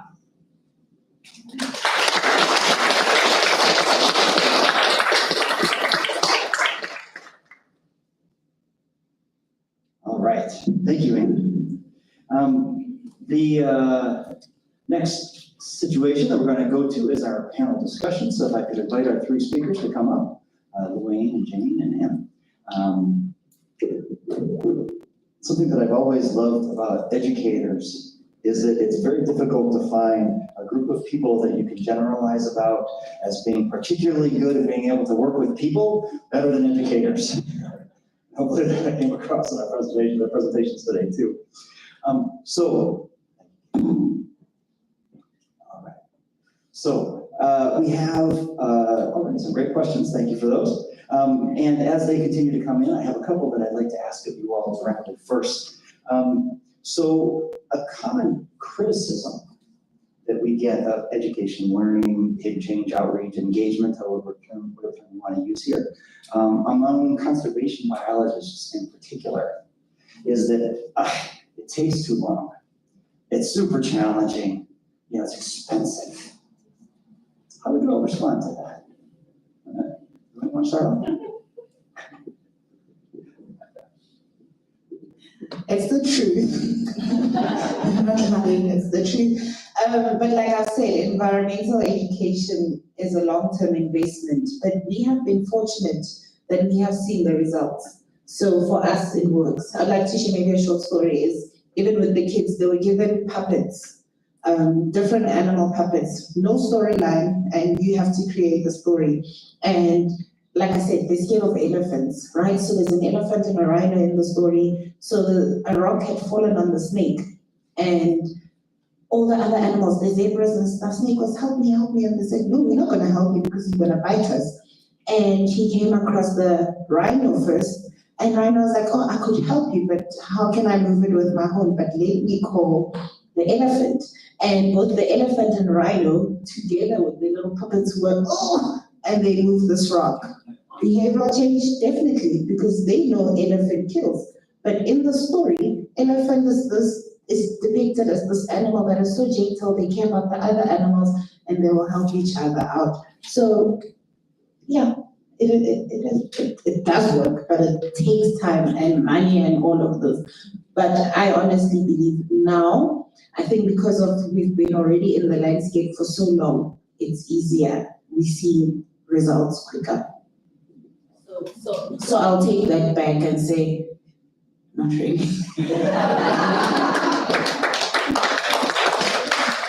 Yes and no, right? Yeah, I agree. But it's a foundation. So also when you work with kids, like changing an attitude is a lot easier than adults because we're stubborn and set in our ways. So it sets a good foundation. And if I could just tell a quick story to set the scene, a few years ago when I was living in Botswana, I found a rescue dog at the local shelter. His name was Rafiki, which means friend. And he had 3 legs. We already had 2, he'd been caught in a snare when he was young and lost his leg. We already had 2 dogs, 2 cats, and 4 tortoises. Had a bit of a menagerie. My husband didn't want any more dogs. He was away for the weekend at the farm. And I was like, right, okay, we're taking this dog. And I said to my daughter, when he comes home, I can't ask him to have another dog. You need to ask him. Because he won't say no to you. And lo and behold, that worked. Why? Because what is, the weak point of any man is his daughter.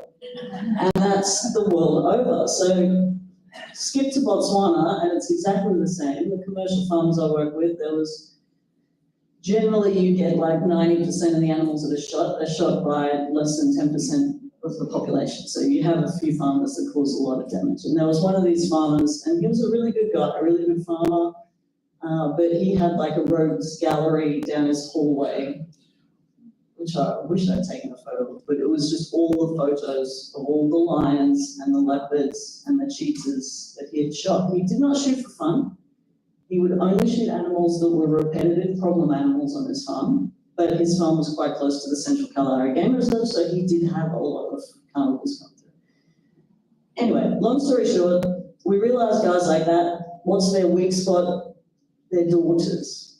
So we started engagement with, we tried to usually go to the rural communities, the disadvantaged communities, do our education programs there, but I was like, we need to target the private school where these guys' kids go and target them to get really good impact. And yeah, she was in one of our classes, she was a really great student, I loved her. She went home and told him all the conservation messages. She got really passionate about conservation, took it home.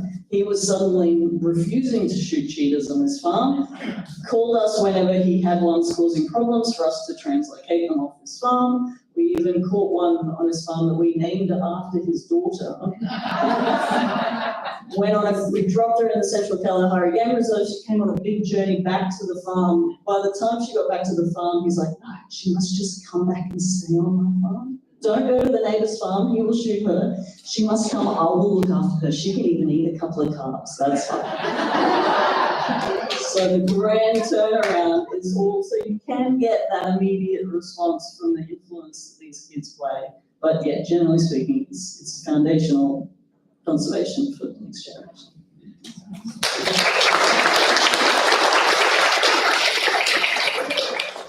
Yeah, I echo that. It depends. And to James' point, depends a lot on people's motivation too, right? So when we're strongly motivated, we can change our behavior really quickly. And so finding out what your target audience's motivation is and thinking about how you can appeal to that. And sometimes you can get quick and easy results. Oftentimes it takes longer and it takes a lot of time and effort, but what is more worthwhile?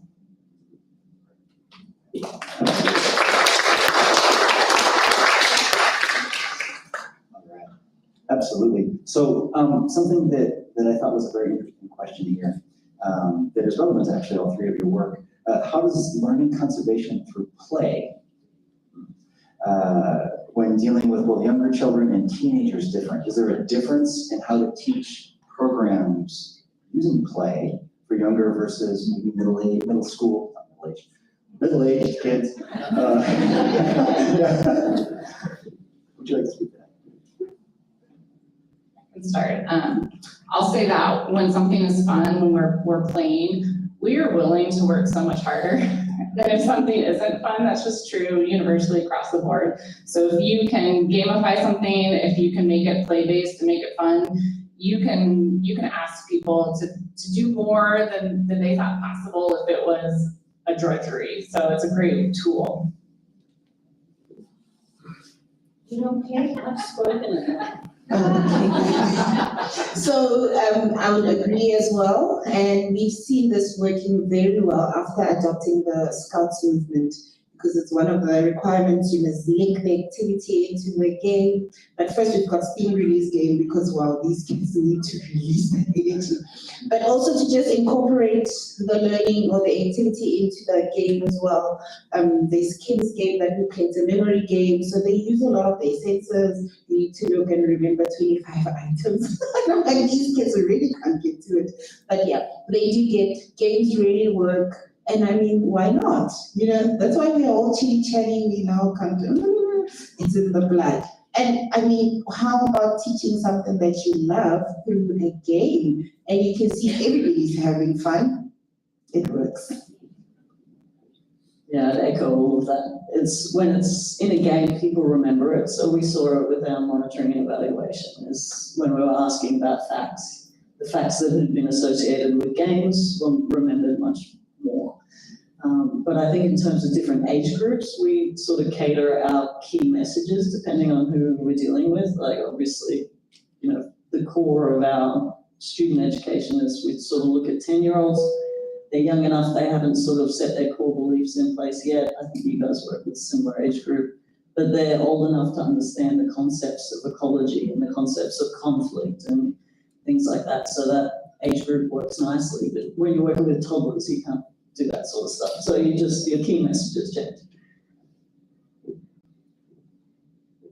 Awesome. All right, and maybe our last one. passionate people in the audience. Several have asked this question in different ways. How could the general public help with your projects in South Africa and Botswana and Southern California? How could we?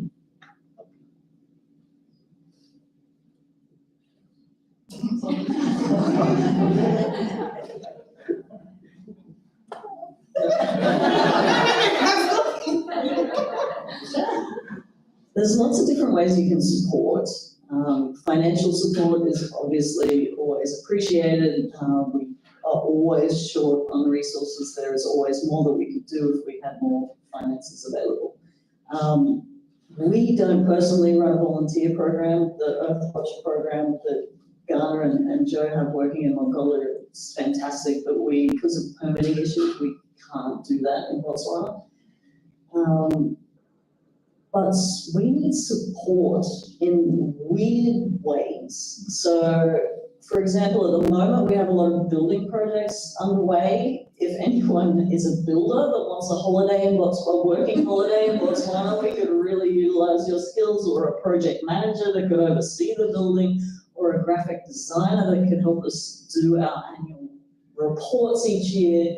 That takes burden off all of our staff that are on the ground that are already overburdened with just so much work to do. So if you want to help out, just reach out to us and we can see if everybody has a unique range of skills and things that they can give. And if you're interested in helping, reach out. We can see if our powers combined can save the planet. I wanted to say exactly what she said. Right on point. But you guys can help through social media platforms. We are at the Black Mamba Anti-Poaching Unit, so you can check that online. And like she said, I'm not going to repeat, but let me repeat the financial one. And also that would go towards some of our funders as well, like Mr. Tom at the back. Tom. They also have organizations. You could also support them. They support us. And I mean, it goes a long way. The Scouts program on its own costs so much. So maybe if you've got camping equipment, I'm willing to even take an extra. Oh, Craig doesn't have luggage, so we can put in his. So we can more tents, camping equipment, everything, just to bring the experience to the kids. Name Mr. Spencer. Thank you. So the financial support and the infrastructure, the vehicles, the tires, it costs a lot to keep the organization running or the program running. So yeah, financial support would be of great assistance to us. Yeah, just an example.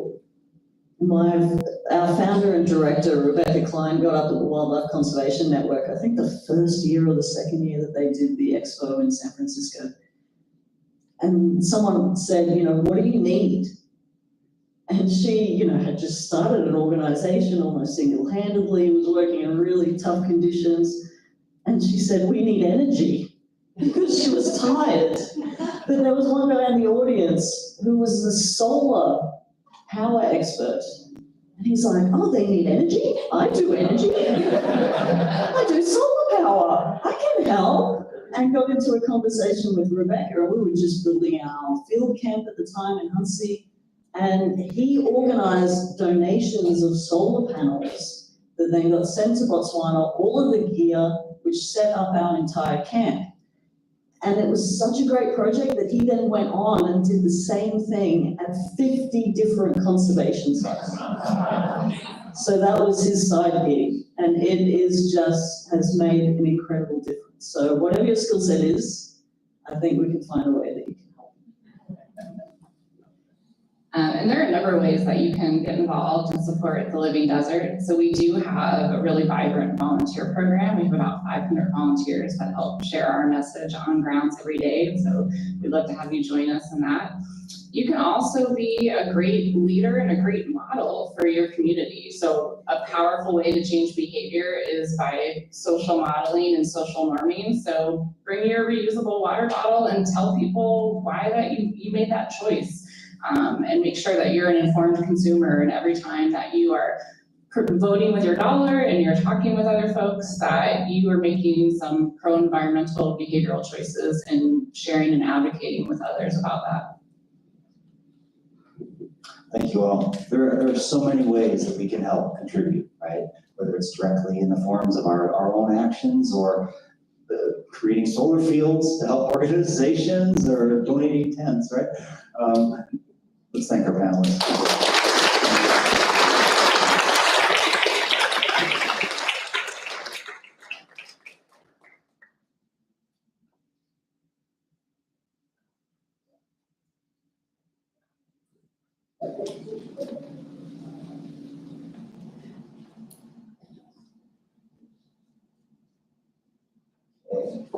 Our next section, which did not play the slide, it's a little bit here,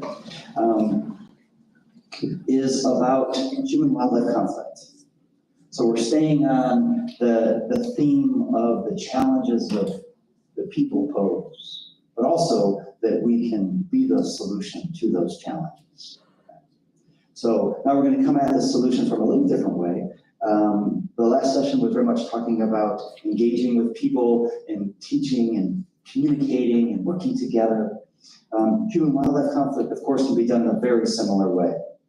So we're going to now hear from three folks, one from Kenya, South Africa, and then here at the United States at the Living Desert. We're going to start off with Toby Otenyo. And Toby is at the Owasso Lions. Toby's at Owasso Lions in Kenya in the north, and we are very lucky to have him and his wonderful program be represented here. Toby.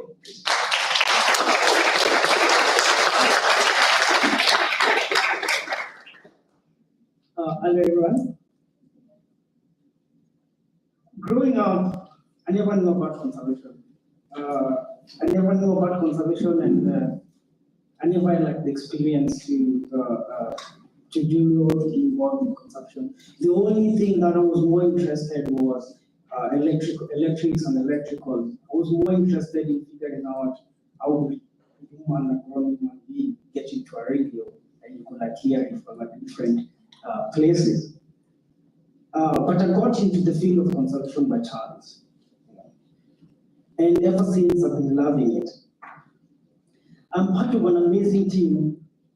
I'm part of an amazing team of dedicated, passionate individuals working towards promoting consistency between people, livestock, and wildlife in the same landscape.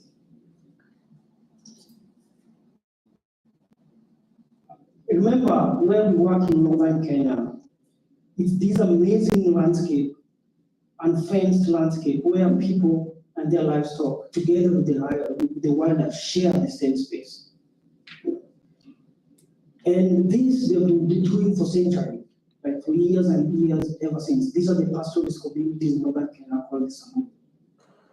And livestock is part of what they do. Livestock is part of their livelihood.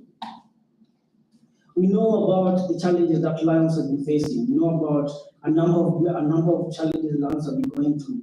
But one of the challenges that when we started the Owasso Lions, when Owasso Lions started, one of the challenges that was facing was lions being killed after they killed the livestock. And what we realized, in this landscape we work in three protected areas, but the surrounding areas and the community lands, which are communal. And what was happening in the first place was lions would come from the protected areas, they would go into this communal land and they would be shot. Why? Because while they were like in the community areas, what would happen, they would actually sometimes end up killing the livestock. And remember, livestock for pastoralism is a very, very important thing. And so that was one of the first challenges that we got into. And in order to address this, one of my best friends in Ria, who is also part of Owasso Lions, started like posted this question: how can we involve the warriors? Warriors within a Samburu community are very, very important to demographic. They are the protectors of the livestock. They are protectors of everything within their community. And so whenever there's a conflict, whenever a lion or any other cannibal, I'm not trying not to use the word predator,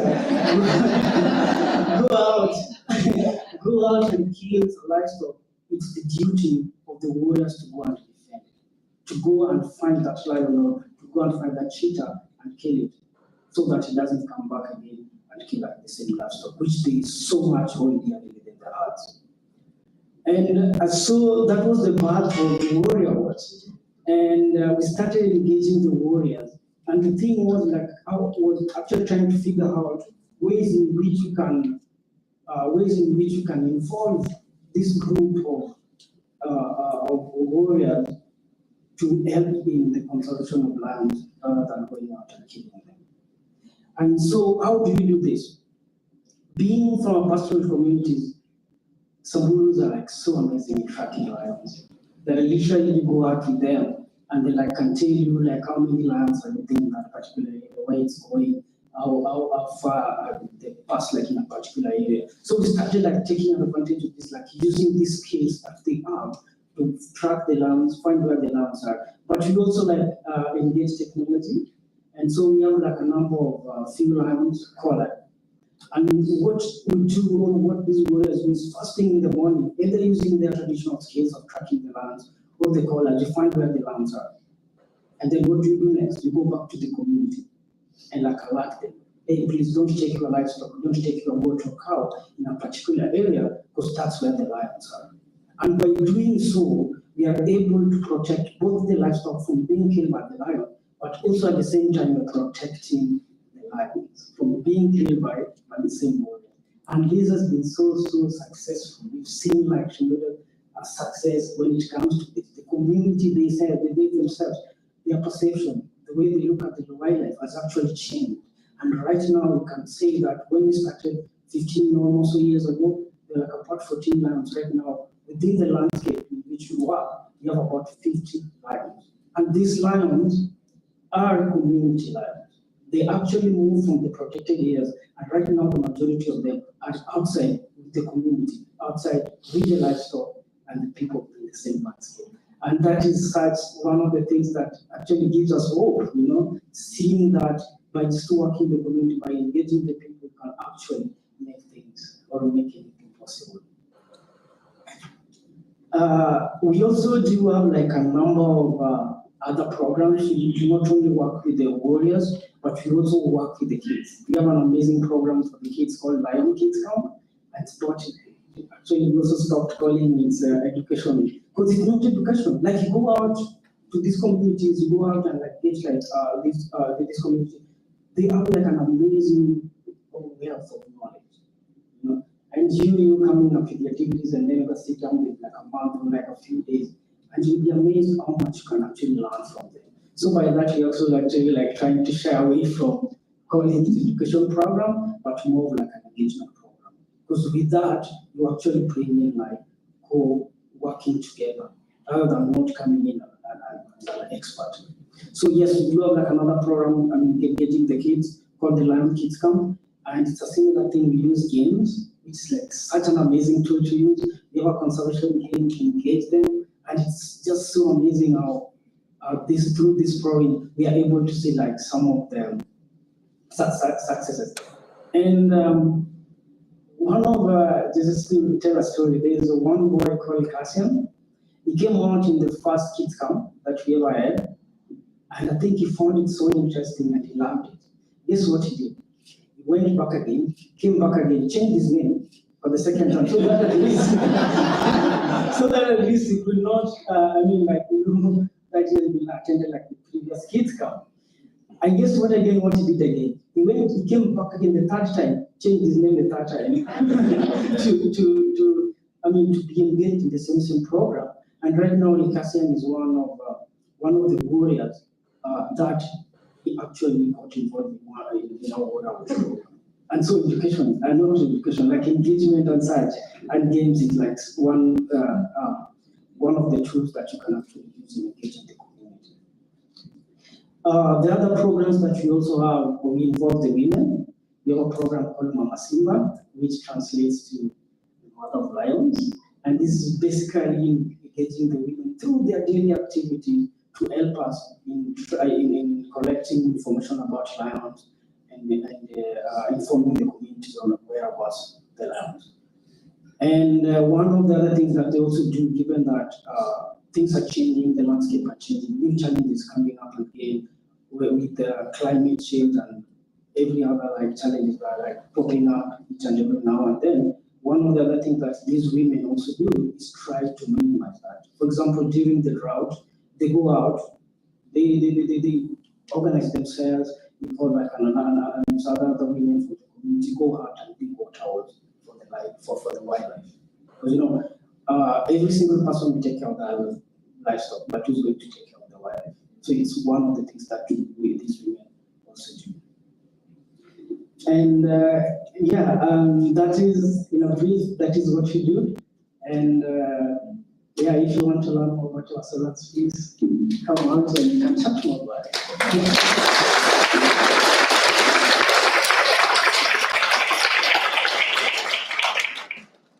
So, we often talk about in these kinds of behavior change programs, the challenges of evaluation of impact. And I think if you have a kid who is so committed to wanting to participate in a program that they change their name twice, they want to participate 3 times, that's an engagement. That's a great impact assessment. All right, so next up, we have our very own Katie Shaw, who is our conservation, community-based conservation lead here at the Living Desert Zoo and Gardens. And Katie, I've had the great pleasure of getting to work with Katie on 6 different countries, I think, at this point, projects and training programs to build community capacity and to do evaluations of programs. So she's going to talk a little bit about some of the work that we've done with the bush babies and the black mammoths. And that's Katie.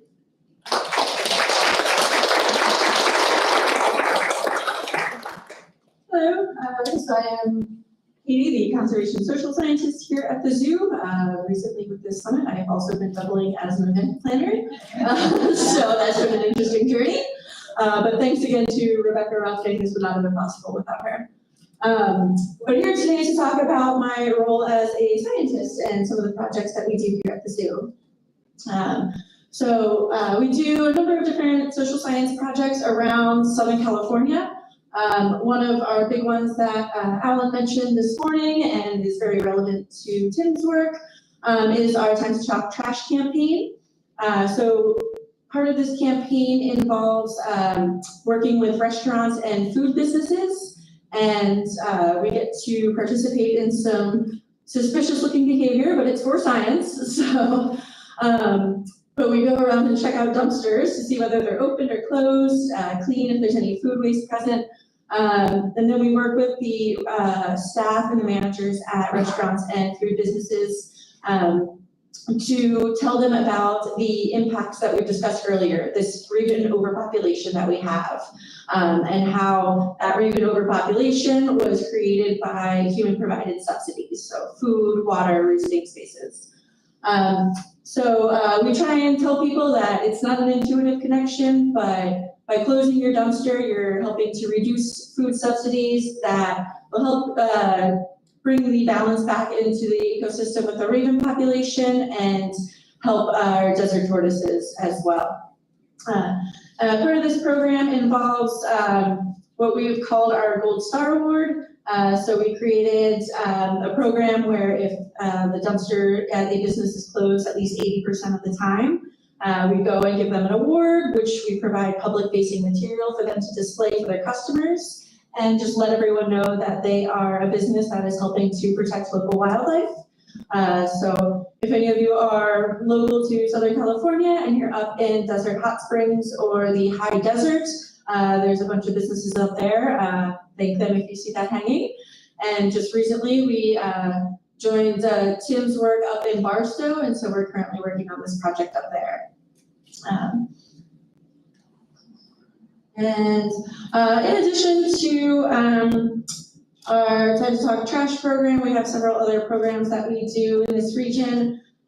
We have a Youth Environmental Ambassador program with the local tribe, the Torres Martinez, working to inspire conservation among the youth in that tribe and reconnect them with their lands. We also have a Native American Workforce Conservation.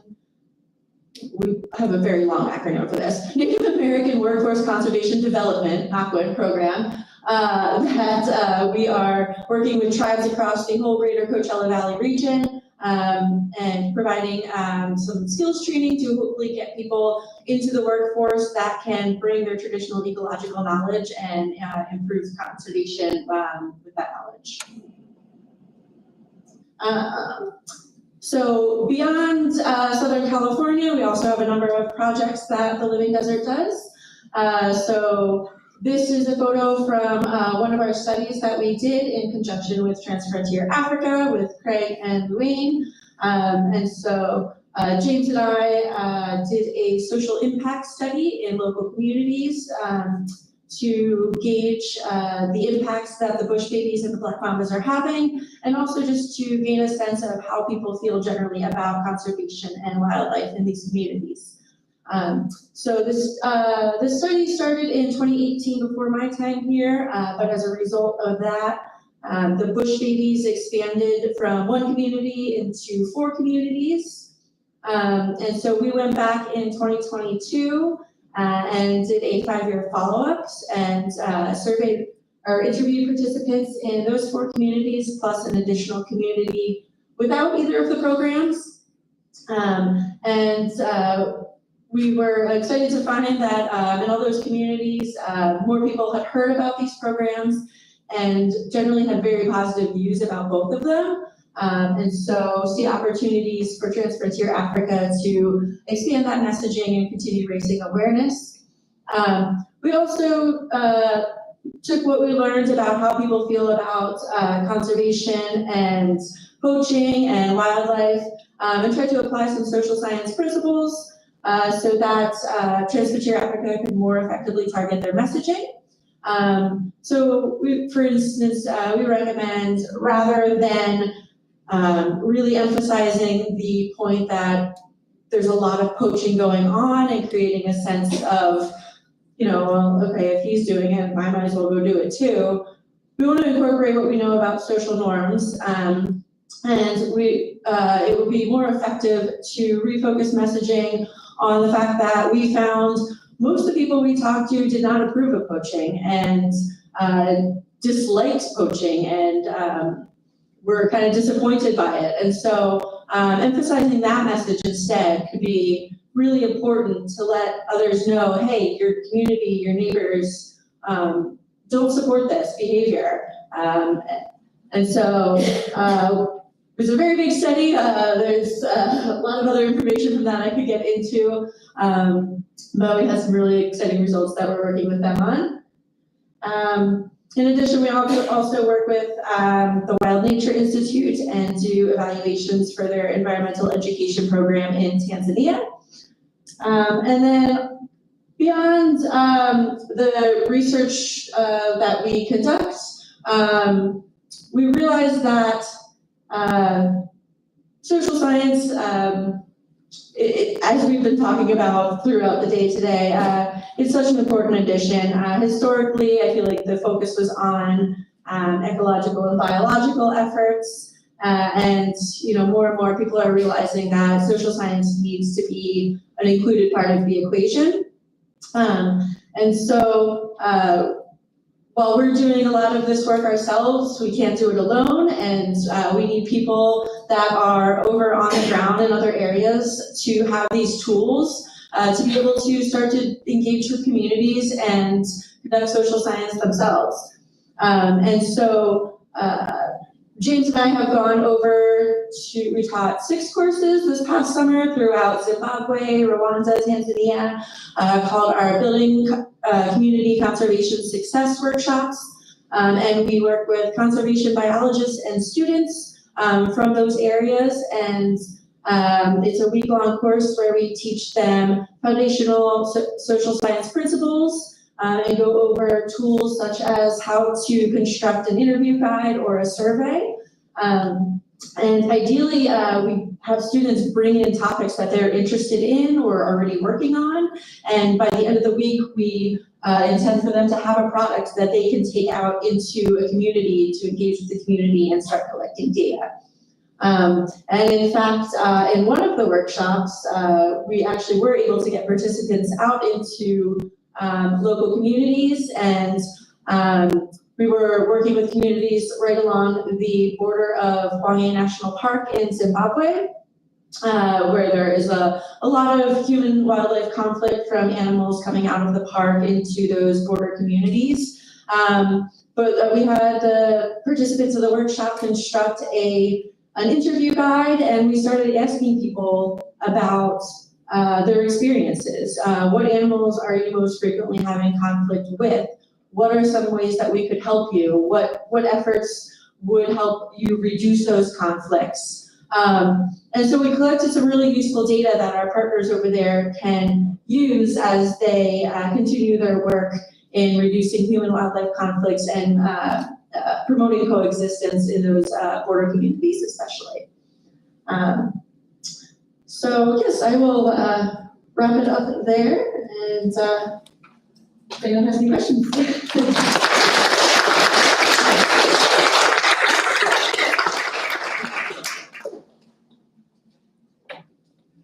All right, thank you. Next up, our final presenter of the morning, my brother from another mother, Craig Spencer, the founder of Trend Frontier Africa, founder of Bush Babies in my mouth, of the Black Mamba and the coaching unit, because Wayne was the founder of the Bush Babies. Craig, could you come up and speak a little bit about your experience with Mamba College?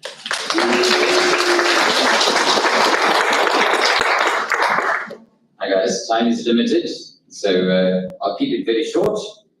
I think what's quite significant is the impact of the Black Mambas program that I'm about to tell you a bit more about cannot stand alone from what Wayne does, for example. The lag period that you guys were talking about earlier in the education panel, all right? We can't afford to wait for the education program to bear fruit because there's 22,000 rhinos left on the landscape. And at the rate of exploitation, we will lose all the rhinos by the time those kids have grown up to be in a position to make informed decisions in their community. So how do I shorten that lag period is the question. And if we talk about single species conservation, yes, this is about rhinos. You know, in South Africa, we were losing 3.5 rhinos a day on average. Its peak, it was in 2017, with 3 to 4 incursions a night. But is it just about rhinos? Or do we need to find a solution, a long-term solution, a multi-generational impact that we can hand over the park with a different set of tools in our toolbox to the next warden, to the community, share the responsibilities, and say, okay, if we lose all the rhinos, and let me tell you guys a little anecdote, since we all love our anecdotes here. There were more rhinos than there were elephants in the Kruger National Park when the poaching started. It's a significant statistic because elephants are being persecuted in sub-Saharan Africa at a rate of 96 a day. And if we did not get a handle on the rhino poaching, we would have lost all of our elephants in 223 days, I think it was, we worked out. And we took this message across. And so we can't generate sympathy for an elephant. They pull out your pipes, they break your crops, they trash your cars, you know, it's really hard for us to generate sympathy for an elephant. But along comes the rhino poaching crisis, and it kind of establishes a platform, a stage, upon which we can perform and start using this opportunity to engage with the communities, get on board, blah, blah, blah. Back away, I'm forgetting about the slides. All right, there it is. That's the, and that's where we are situated. Kruger National Park is a very strangely designed landscape. It's about 430 kilometers north-south. It's orientated really poorly, and it's just like most protected area landscapes in the world. It's unarable. The landscape is, it's a terrible terrain to build supermarkets on, and golf courses, and it's swampy, and it's full of disease-infested mosquitoes or whatever it is. So what else are we going to do with it? Let's try and meet our IUCN targets and create a national park. You know, so that's great. And that's pretty much the situation we sit with there. We are on the extreme western boundary. Widest point is 60 kilometers. Human-wildlife conflict issues are vast. We have a very, very hard public interface, particularly on the western boundary with our 3 target communities where Wayne works: agriculture, organized agriculture, plus subsistence agriculture as well, mines, tribal lands with all kinds of crazy activities going on and so on, and lions on the thin green line, I like to call it, on the western boundary. Lions, elephants, rhinos, leopards, hyenas. You can just imagine hippos coming and thrashing your crops at night. Human-wildlife conflict issues are huge. So how do I generate sympathy for these animals? But it's a fascinating park.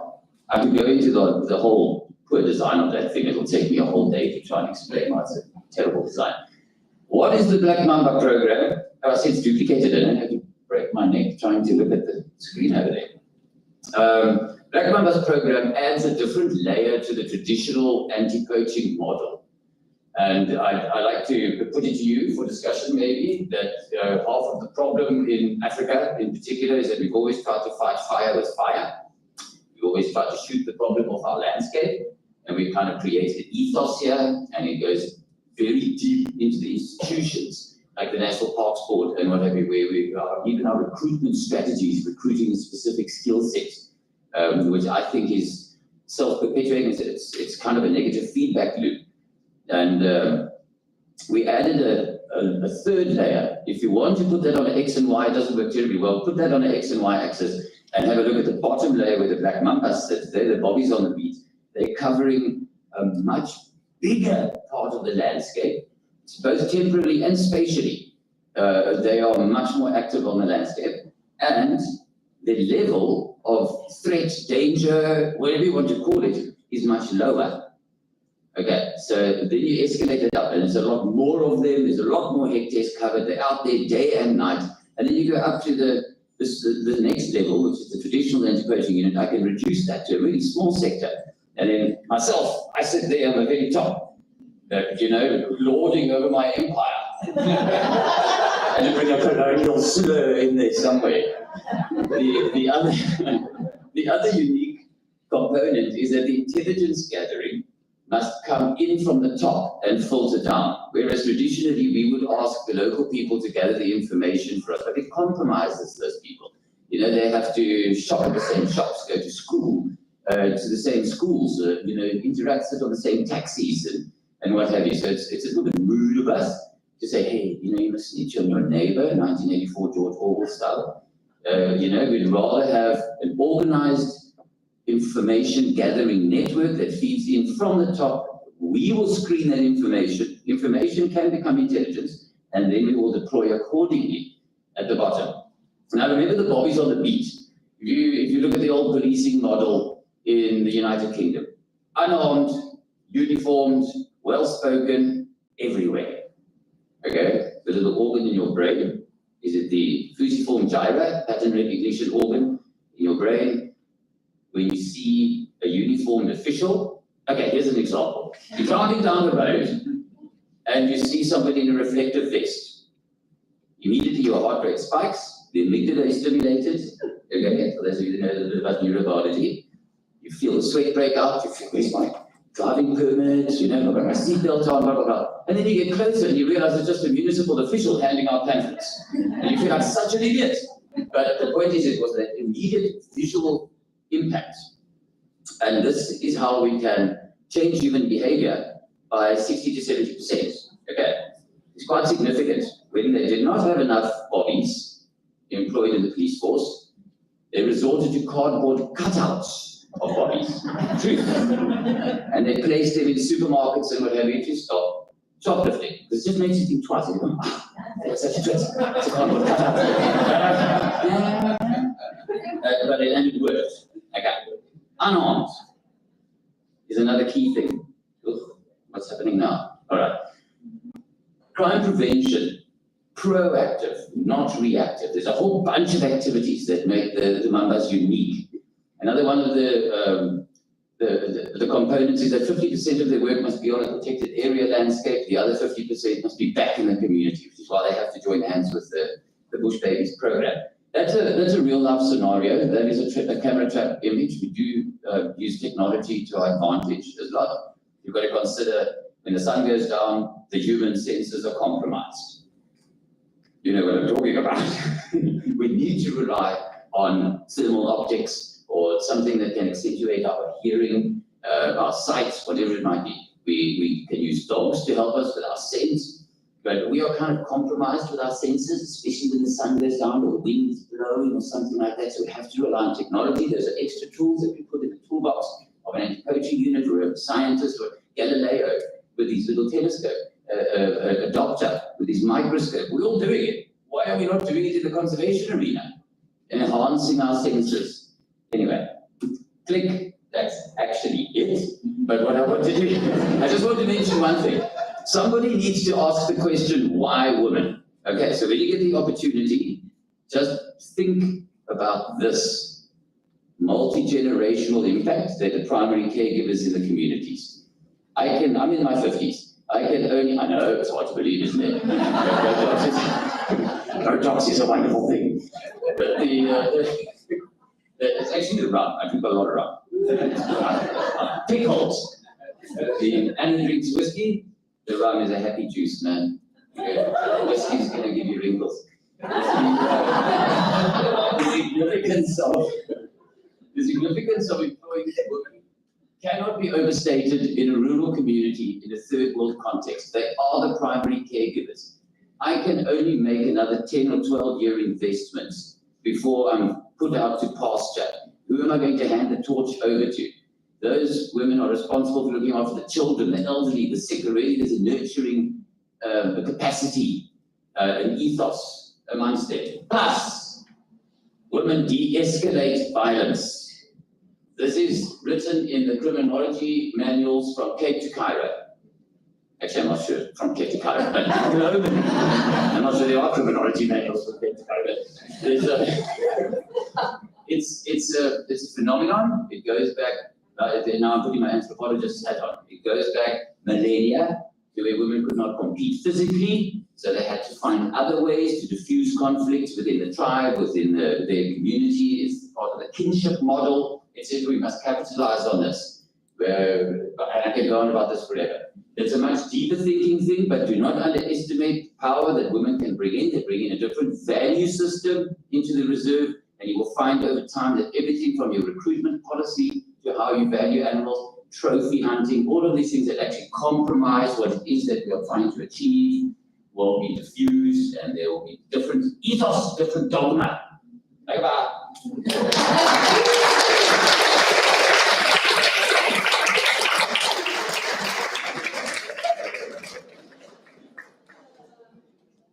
Have to follow that. So, so we'll now have our fourth and final panel. So if I could invite our speakers up, Toby, Greg, and Katie.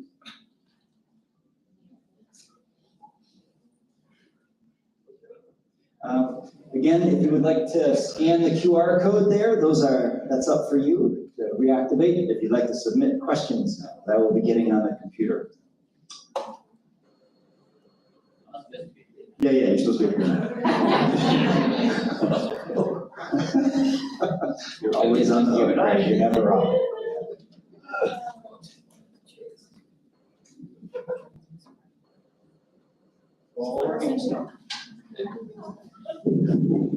Catching a tan, yeah, Katie. Yeah, it's quite a strong projector.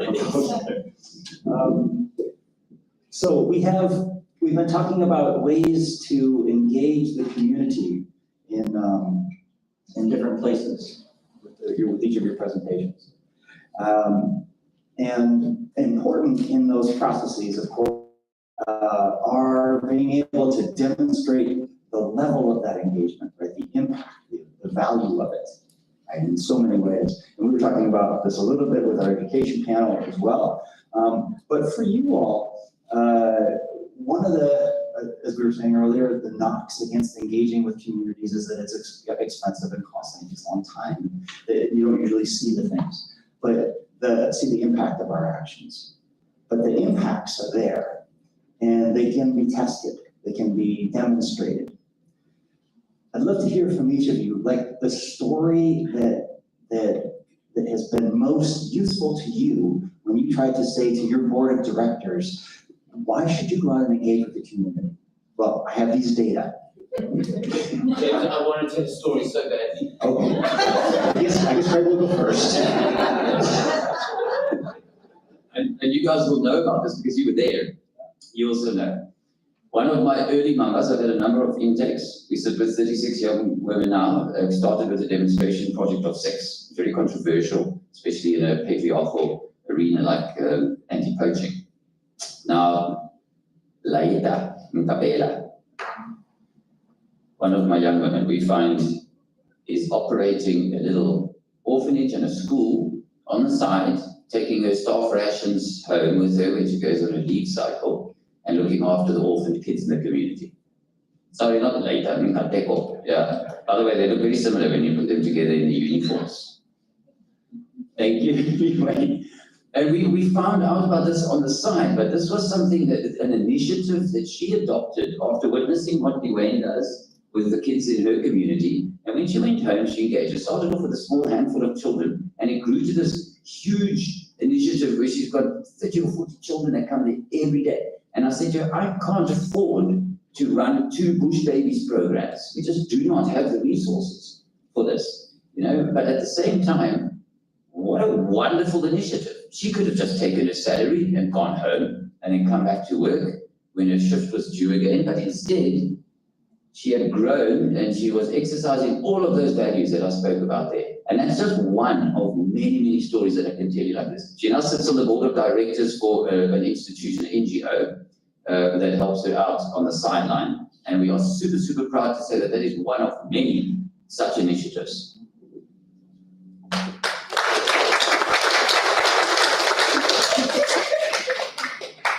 All right.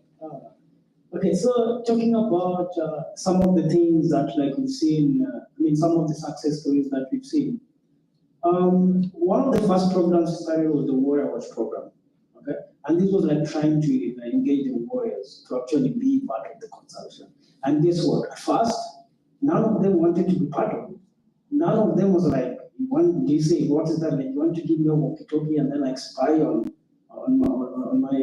my peers? No way. You know? So it went on for like a very long time, but at least we managed to get 1 or 2, to be involved. And through over time, they we had like a number of warriors, some joined, some come out, but it definitely went out through that generation. And guess what? When the second generation of warriors were like initiated, because in Samburu they go like through stages, like you be a warrior for about 10 to 15 years. After that, you become an elder, so you're no longer a warrior. And so there have to be like another set of warriors that come in. For the second generation of warriors that we had, almost every single one of them were actually wants to be part, wants to be involved. And now we no longer need to go out and like try to convince them. They're actually coming to us wanting to be involved. And so those are some of the success stories in which you can actually see when you start engaging the community. They start to appreciate that and they want to. And we started out the Warrior Watch program. The women saw this, that warriors were being engaged, were being involved in conservation. And then like these 2 ladies that saw that and they wanted to be part of conservation so bad. Their names were Montelia and Parasol. They kept on coming to our camp each and every single day. We want to be involved. We want to be involved. Until like Shiwadi or one of our co-founders like gave up. Anyway, if you ladies want to be involved, please figure it out. We give you like all the support that you need. And that was the part of our second program, which was Mama Sibo program. And right now they're like unstoppable. These are traditional women who have never been to classroom. And right now one of them, Parasol, they learned to actually drive. And this year we managed to get like a bigger car. We started out on a smaller car, but this year we managed to get on a bigger car. And what they've been able to do, it's just so amazing. So those are, I can talk like forever about some of the success stories we've had, but including the Lucasian story, the Lutrium, in the kids camp who kept on coming. Right now is like head of the new generation of warriors we are having.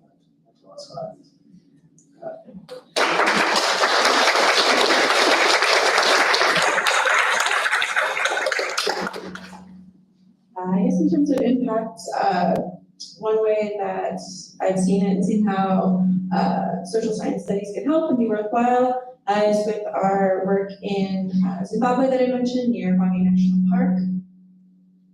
We work with our partner Dallas Fire Lodges there. They've done a lot of work supporting. Where is this gonna go? It's the chair. They've done a lot of work supporting students and communities, building medical clinics. But one of their really innovative things that they've done is a community rhino conservation initiative where they worked with local communities on these border communities right along the national park, and actually got them to donate some of their land. And they reintroduced white rhino, which have been extirpated. There's 2 white rhino there for the first time in decades. And out of that, they were able to hire 50 people from these communities in a country that has about 90% unemployment rate. They hire staff at their lodges, and they're making a huge impact in these communities. And then we were able to go and work with them, James and I, as Little Big Desert, and teach nearby students some of these social science skills so that they can get out into the communities and start conducting interviews to talk to community members so that they can learn more about what people need. They don't live in these communities in some cases, or if it's people from outside just making assumptions, that's never the best bet. It's best to just talk to the people that are out there. So there's certain problems we can predict. Like, sure, we know there's conflicts with lions, but when we were out interviewing, we had one participant that was really upset and wanted to retaliate against kudu because they were eating his sugar beans. And so just problems that you don't know that people are having unless you engage with them and work with them as partners.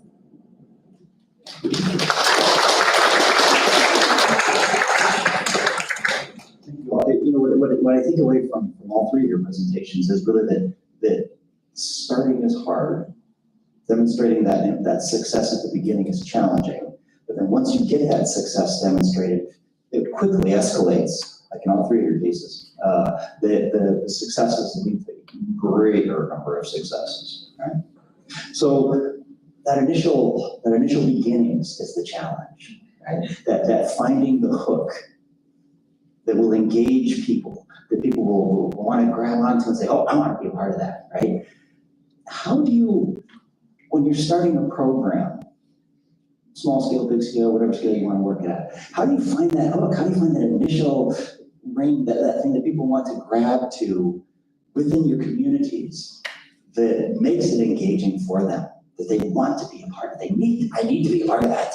That's my life, right? How do you find that hook? Any example works.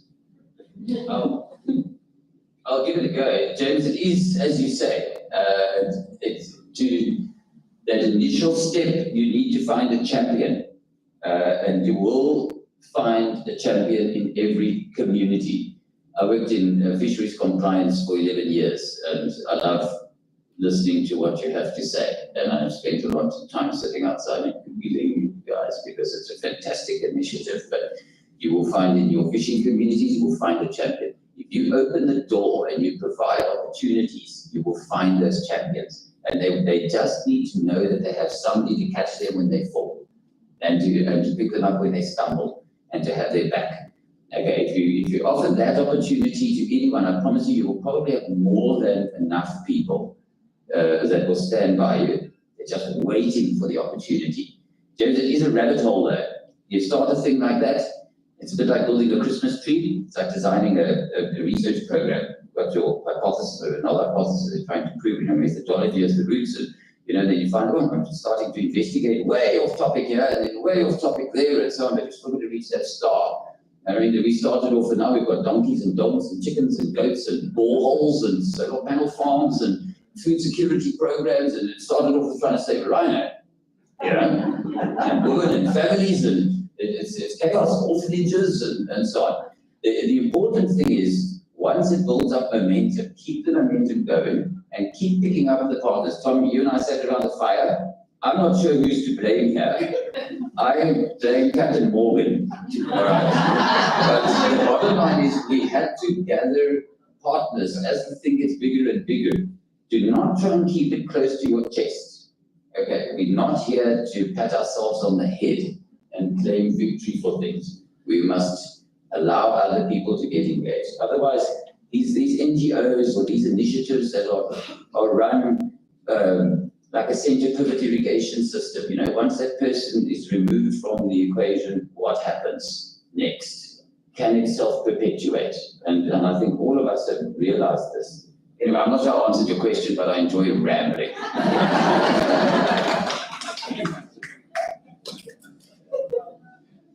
Yeah, I want to second that. I mean, usually the beginning is the hardest, but if you find like a few individuals who like, even if they're not so sure where you're going, but they believe in what you started, then definitely it will go and it will pick up. And that's the most important thing. And maybe just to echo on what Tom said, what do you say, hopelessness is boring? But so long as like you keep at it, it's challenging. And sometimes you yourself, like when you start like these projects or these programs, you don't actually know, you don't even know what to do or how to do it. But you gotta keep on trying, like trying out like new ways until you get it. But once you do that, then definitely you have like more and more people believing in you, and more people wanting to join in you and join out and say, we work with you together. And so, yeah.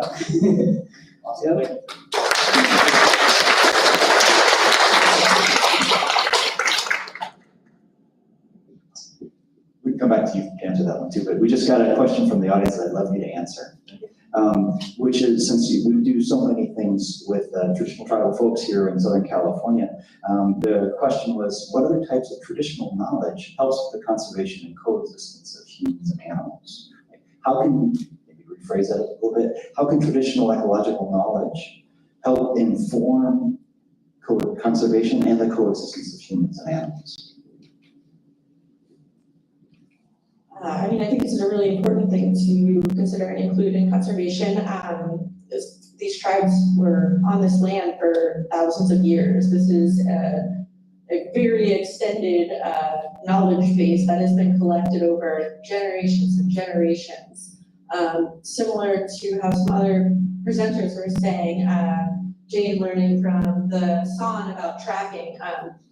These are the people that are out living on the land. They've seen changes. There's been generational stories passed down that contain a lot of important knowledge. And there's just a different way of looking at the world.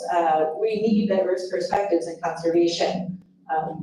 You know, we're all about diversity and inclusion at this point, and that needs to extend to conservation.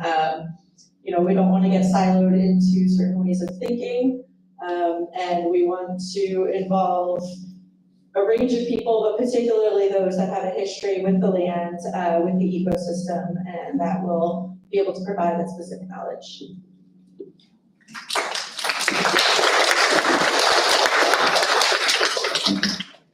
All right, so I'm afraid we're almost out of time here. And we're standing between all of these good people and lunch.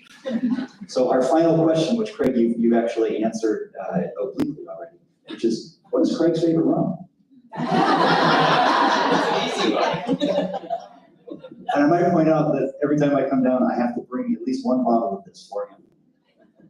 Sorry. Thank you, James. It's Captain Morgan, of course, the dark rum, but we're not fussy down there, we're not picky. I'll tell you a funny anecdote, just to build on to what I was saying earlier. I think this is a message I'd like everybody to go back with. James, Katie, the Living Desert, what you guys are doing here now is catalyzing and inspiring us, not just you guys, but us, so we don't feel so alone in the world. And when I met James for the first time, the rhino poaching was at its all-time peak, and we were sleeping 3 or 4 hours a night.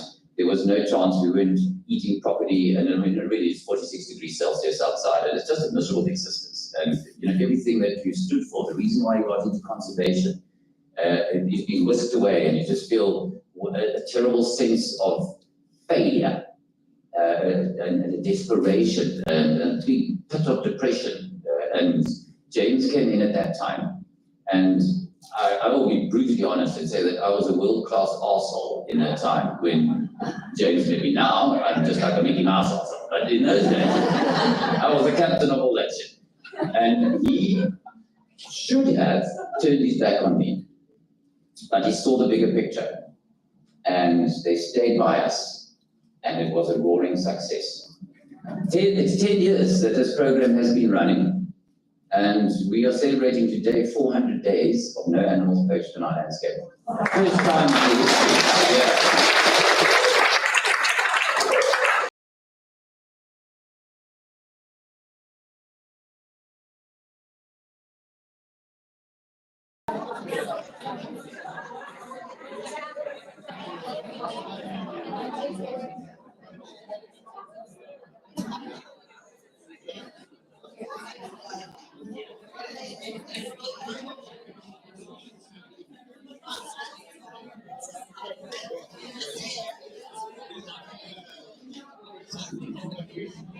All right, I think we're ready to get ready for the second half of our presentation today.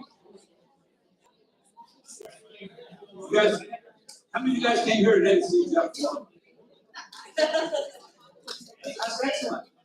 And, you know, we invited Jeff Corwin to be our keynote speaker today for a couple of reasons. Not only his career in communicating conservation stories with the masses through the television shows he's done, he also has a long history with the living desert. So, Jeff Corwin was one of our original honorees for what we call the Tracks in the Sand Award. Here he is with Karen Sostin, our founding director. I think this was 2009, if I recall correctly. I was a brunette. Now I'm just a silver desert fox. And so we're glad to be able to invite Jeff back and share how we've grown as an organization since then, hear what he's been involved with, and then also talk a little bit more about this desert conservation in particular. So, you know, Jeff, for the last 30 years, has been telling the stories of wildlife and nature to a global audience. He's got many traditional television series on ABC, NBC, Travel Channel, Food Network, Disney, and Discovery. Covers a whole gamut of things there. He's currently the creative executive producer and presenter of the groundbreaking television series Wildlife Nation, broadcast on ABC. Beyond television, he's got stories on NBC documentaries in his book, 100 Heartbeats, engages both the readers and the broadcast audience in the 21st century plight of endangered species. He's author of 10 books on wildlife and nature, including Living on the Edge, Amazing Relationship with the Natural World. He's also a leader in conservation, recognized throughout the world as a television host, producer, journalist, author, explorer, wildlife biologist, and just an all-around great person. He's trying to change the story of the world's one species at a time and living a vital legacy for future generations. Here's a sneak peek of his current project.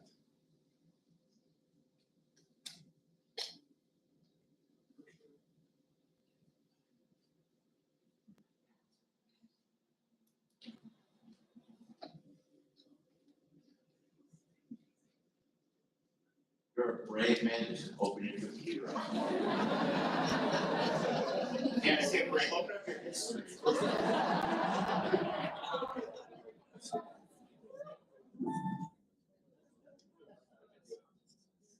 Okay, I think we got this. I'm Jeff Corwin. Over the course of my career, I've traveled all around our amazing planet, experienced the most incredible wildlife, and worked alongside the world's most dedicated scientists on the front lines of conservation. Exploring these stories and sharing them with hundreds of millions of viewers has made me feel like the luckiest person on earth. The truth is, out of all my adventures, my favorite place to explore is Florida. When it comes to wildlife and nature, no other region rivals the majesty of Florida. This is old, wild Florida. And now, I'm on my most important journey to explore the incredible species and spectacular habitats found nowhere else but in Florida. Extraordinary stories I've waited my whole life to share. This little tortoise, it's going to get a new home. It's going to get a chance to grow. Groundbreaking series for ABC. This is Wildlife Nation Expedition Florida. This pioneering series will celebrate the conservation heroes from all walks of life dedicated to protecting Florida's natural treasures. We have some of the greatest biological diversity in the entire country. Florida is replete with incredible habitats found nowhere else on Earth. From coastal mangroves to the Everglades to North America's only coral reef, Wild Florida is extraordinary and irreplaceable. From scuba diving and snorkeling to boating and fishing, Florida is the greatest place on earth. A beautiful night here in the Everglades. No matter what you are, you have a place. While we all love wild Florida, the truth is today, Florida faces urgent conservation challenges. You see, our series has a critical mission to understand these challenges and discover innovative solutions that empowers our audience to explore all that Florida has to offer while protecting endangered species and wild communities. It's honestly just a feeling of pride to be able to release these turtles back out to the ocean.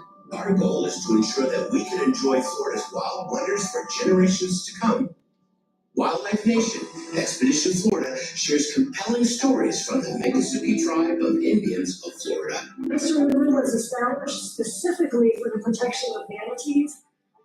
With millions of viewers each week, this informative series will inspire the next generation of explorers, scientists, and conservationists in Florida classrooms and beyond. From the top nationally broadcast time slot on ABC's Weekend Adventure block, Journeys to the Southern Wild will achieve the highest industry ratings while reaching a diverse audience of millions each week. And with streaming opportunities on platforms like Freevee, Tubi, and Explore, our ability to tell Florida's wild story is limitless. No matter who you are, there she goes, or where you're from, everyone is invited. You got a bunch of data on these turtles? On this incredible adventure of discovery to America's Sunshine State. Florida is our ultimate natural treasure, and through this incredible journey, we will share these amazing stories to a vast audience. All right, time to take her to her home. Ensuring that wild Florida thrives for generations to come. There's still a great deal of work left to do. I'm Jeff Florida. Join me for an adventure of a lifetime. These crimes are here because of conservation and the commitment of a village of people. This is Wildlife Nation Expedition Florida. Returning January 2024 to ABC. Ladies and gentlemen, welcome to Jeff Florida.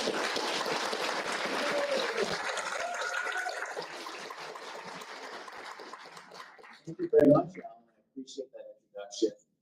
And I love Florida just as much as I love the living desert. Who knows? Maybe we'll have a season 3 from the living desert. Anything's possible, especially if you have a checkbook. There's a lot of them here in this part of California. I am truly delighted to be with you this afternoon at one of my most favorite. It's hard for me to call it a zoo because I love zoos, but this is more than a zoo. It's the Living Desert Zoo and Botanical Gardens. It's an experiential community resource, and it celebrates a resource that I feel many of us feel is often underprotected and underappreciated. And of course, I'm talking about deserts. And as Alan indicated, I've had a bit of history with this incredible institution, going back to the day, actually, one of my favorite series I did on Animal Planet called The Jeff Corn Experience, we filmed an episode and we were in these hills with that California Fish and Game catching bighorn sheep by helicopter, putting, at this time, this was truly revolutionary, putting satellite collars on them and testing them to make sure they were healthy. And then we literally went to a parking lot and released them and they went back up into the hilltops. And then we came right here to the zoo to do a story on one of my favorite reptiles, which of course is the desert tortoise. And institutions like this and the institutions that many of you represent from around the world, this great collective of humanity, we're all so diverse, but we share this one passion which unites us, and it's a passion for our planet and conservation. It's not just about deserts. Deserts are one very incredible component to the wealth and flow of our planet, which, as we know, are in tremendous jeopardy. And that's how you know I'm from Massachusetts, we get jeopardy. But so I have a great, so many wonderful memories, and I'm such a fan of this amazing zoo and mission that it tells and the stories that it shares. So your conference is focused on deserts, and we will touch into that. But I kind of wanted to look at the bigger picture of where we are. It's over here, so it'll be more centered. Where we are with our planet. So that is what we call a sizzle reel. That's what we use to launch our current series. So we're in season 2 of Wildlife Nation. And I just found out last week it is the #1 rated show on TV in its time block. And to know that you can do it without a Kardashian, it's pretty awesome.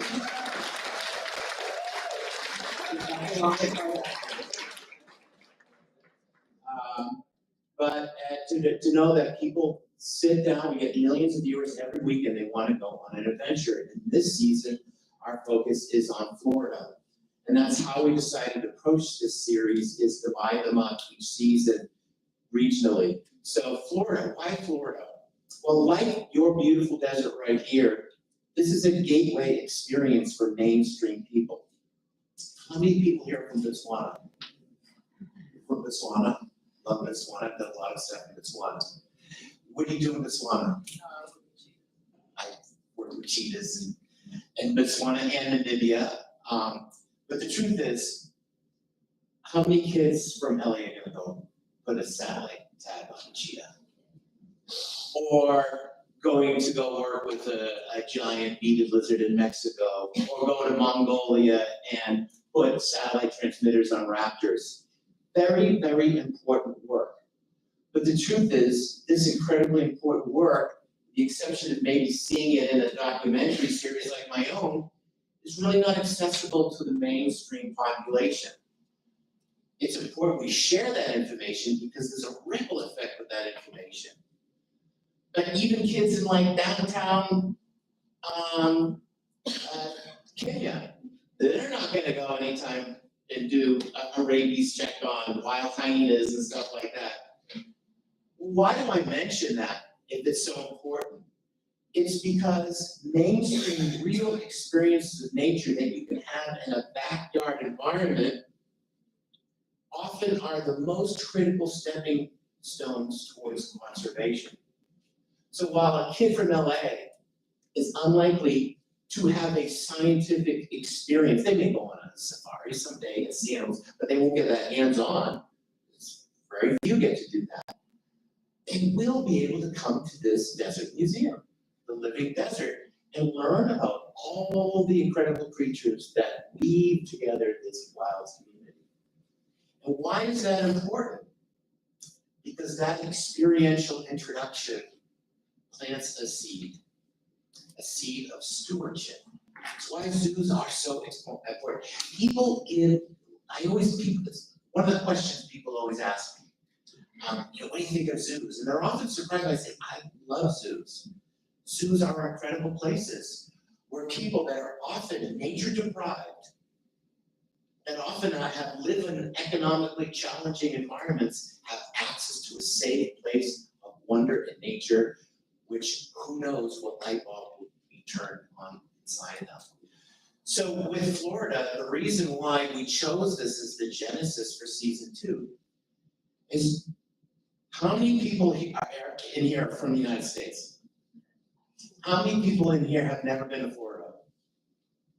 I find that hard to believe.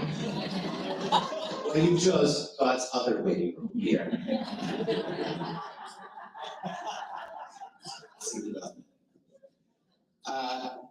The reason why we chose Florida is because many people at every different diaspora of economics will probably go to Florida. They're probably gonna go to Universal or Disney or go for a big conference. But what they don't realize is they're going into a place that, like your beautiful desert, is a unique, wild spectacle that is only found there. Our only coral reefs, our only mangrove forests, species found nowhere else.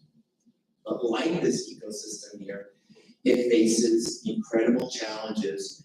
As with the California deserts, Florida is the poster child of what is growing wrong and going wrong in our world with the environment. Climate change, habitat loss, sea level rise, invasive species. I don't know if anyone's had a chance to check out Wildlife Nation Expedition Florida. our first episode, and what I love about the series is I'm learning stuff. And, you know, I learned on episode 1, oh, this is what my doctor said, what bone on bone would feel like if my baby was squatting. But I also learned this, we did this thing with these amazing scientists where we go out catching invasive pythons. And for me, it's a very contrarian experience because I love pythons, I love snakes. You know, that these animals, through no fault of their own, are an invasive species having a catastrophic impact on Florida. But I had no idea. They were putting all this technology to try to track these pythons. What they discovered is now that tens of thousands, maybe a million pythons have consumed 90% of all the mammals in Florida. I'm sorry, and specifically in the Everglades. 90% of the bobcats, the squirrels, the possums, the raccoons. Raccoons will be called, what's my call? Trash bandits, right? Yes. And they've eaten and now have made it difficult for creatures, the survival of Florida panther because they're not having that resource. Something I didn't know about this critical research. Well, today there are thousands of invasive species thriving in Florida, outcompeting our native wildlife. It's also a place where people like to live, like here. People love this desert so much, they want to come live here. And they love it so much, they feel like they can change it to make it look even better. And they take this beautiful landscape of extraordinary, highly adapted vegetation of succulents and move and other things to make it feel however you want it to feel. And as we've done in Florida and many places around the world, it gets loved to death. It gets outcompeted. We often think of deserts as these resilient, hardy, never-changing, monolith-type wild places. But deserts are sensitive, dynamic, rich biodiversity that has and holds species found nowhere else. So I'm a big fan of these deserts and very much Florida. Our inspiration is very much the backstory of what's happening in this beautiful backyard of yours. So where are we today on our planet? I've had the great fortune to travel around the world. Botswana, one of my favorite places. I could tell you incredible stories about Botswana with too much wine and too many lions. I'm waiting for the rains in Botswana, Machobi, going to Namibia, and my buddy's looking for those delicious mushrooms that grow around the termite mounds. And I mean, incredible experiences. I probably could find somewhere you've been, where you work, and tell you a story how I was able to craft that into a journey for one of the series that I've built. But really, the germination of why I do these stories is because of where we are in the world. And I kind of wanted to look at that bigger picture. So we all have this passion to protect our planet. Clearly, that's very forward and front and center for most people. But I find it incredibly sobering for myself to know that our species, humankind, in just under a century, has consumed 70% of all nature. Think about that. What does that mean? Well, imagine if I had an invisible scale, right? And let's just look at mammals. So there's I think there's approximately 4,500 different species of mammals. So let's say I take 4,497 of those mammal species and I put them on one side of the scale. And then the other side of the scale, so over here I have bongos and I have blue whales and I have armadillos and I have, you name it, any mammal is there. Then this side I put 3 species. I put cattle, swine, and people. 3 species to just under 450 species. What is that weight, do you think? So, imagine take 15,000 blue whales.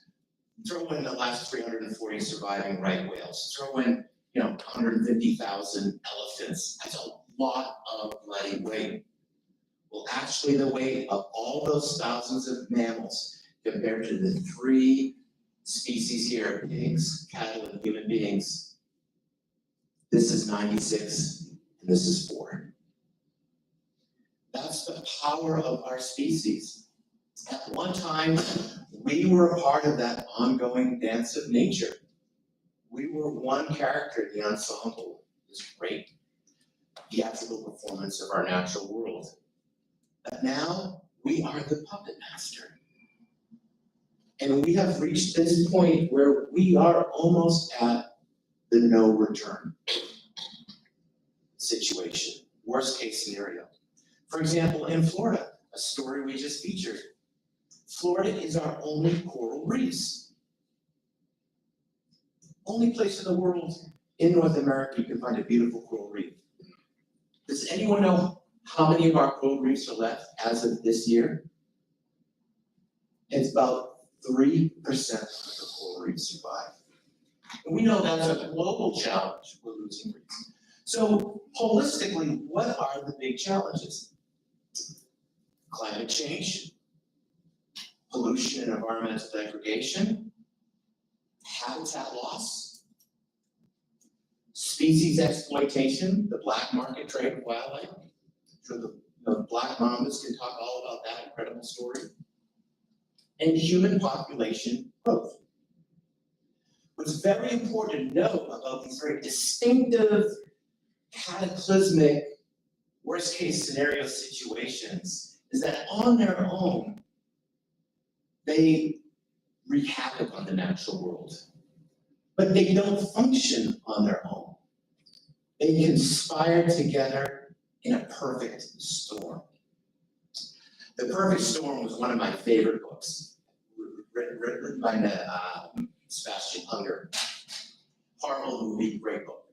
I love history books. I love nautical history books, especially. It's about this ship, a fishing boat near where I grew up, where I live. I actually live in an island now off of Cape Cod with my family, my little 22-acre island. And when I'm not making documentaries and being a biologist, in the summer I actually am a commercial fisherman. I fish commercial fish in the summer. There's a talk about that, why I decided to explore that world. But they go out in their Andrew and Gale boat to fish for swordfish, and they encounter a perfect storm. It's not perfect in its beauty and its elegance, it's perfect in its lethality. It's all the elements lined up. The lunar cycle, the wind, and nor'easter. Crashing. Nor'easter kicked in, and they, despite their decades of experience, they were in an unsurvivable situation. No matter what they were going to do, they weren't going to survive. Think of that with our natural world. Climate change, habitat loss, pollution, plastic waste, 10 billion pounds of plastics we put in our oceans every year. Plastic cup you have for a couple hours of hydration in a landfill for 150, 200 years. The impact of a fast-growing human species. All of that works together. Well, how? Well, let's take a place like Sumatra. Go to Sumatra, you cut down that rainforest. You cut down that rainforest for timber or for pulp or to grow palm oil. And then in the process of cutting down that forest, what do? You take all that natural sequestered carbon and you liberate that into the atmosphere. What did we just create? Greenhouse gases. You then take what remaining animals are in there, the last of a couple of hundred tigers that you find in Sumatra, the elephants, the primates, the orangutans, these are all animals that work with individually over my career telling these stories. And they then become candidates for the black market wildlife trade, which is not nickels, pennies, and dimes. It's a $40 billion a year industry. Many our partners from Botswana or Africa or Southeast Asia will tell you the value of that to a family that's disenfranchised without resources. One rhino horn, you could feed your family for a couple of years, live a good life, maybe worth the risk, right? So it all adds up. All of these things conspire together to create that current situation where we are at. Well, why does it matter about the rainforest of Sumatra? Rainforests are beautiful, they're lush and verdant, but rainforests, as many of us know, are important reservoirs of life. Rainforests, I think, only take up like 5% of the planet's surface. But rainforests contain 60+% of all life on Earth.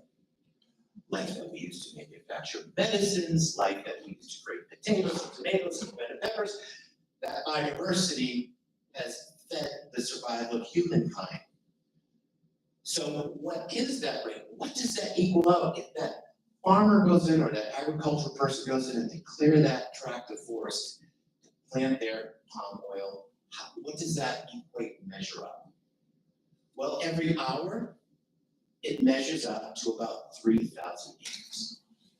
And if you measure that 3,000 acres up and time it to about a year, you're looking at the amount of trees, plants, and animals the size of West Virginia.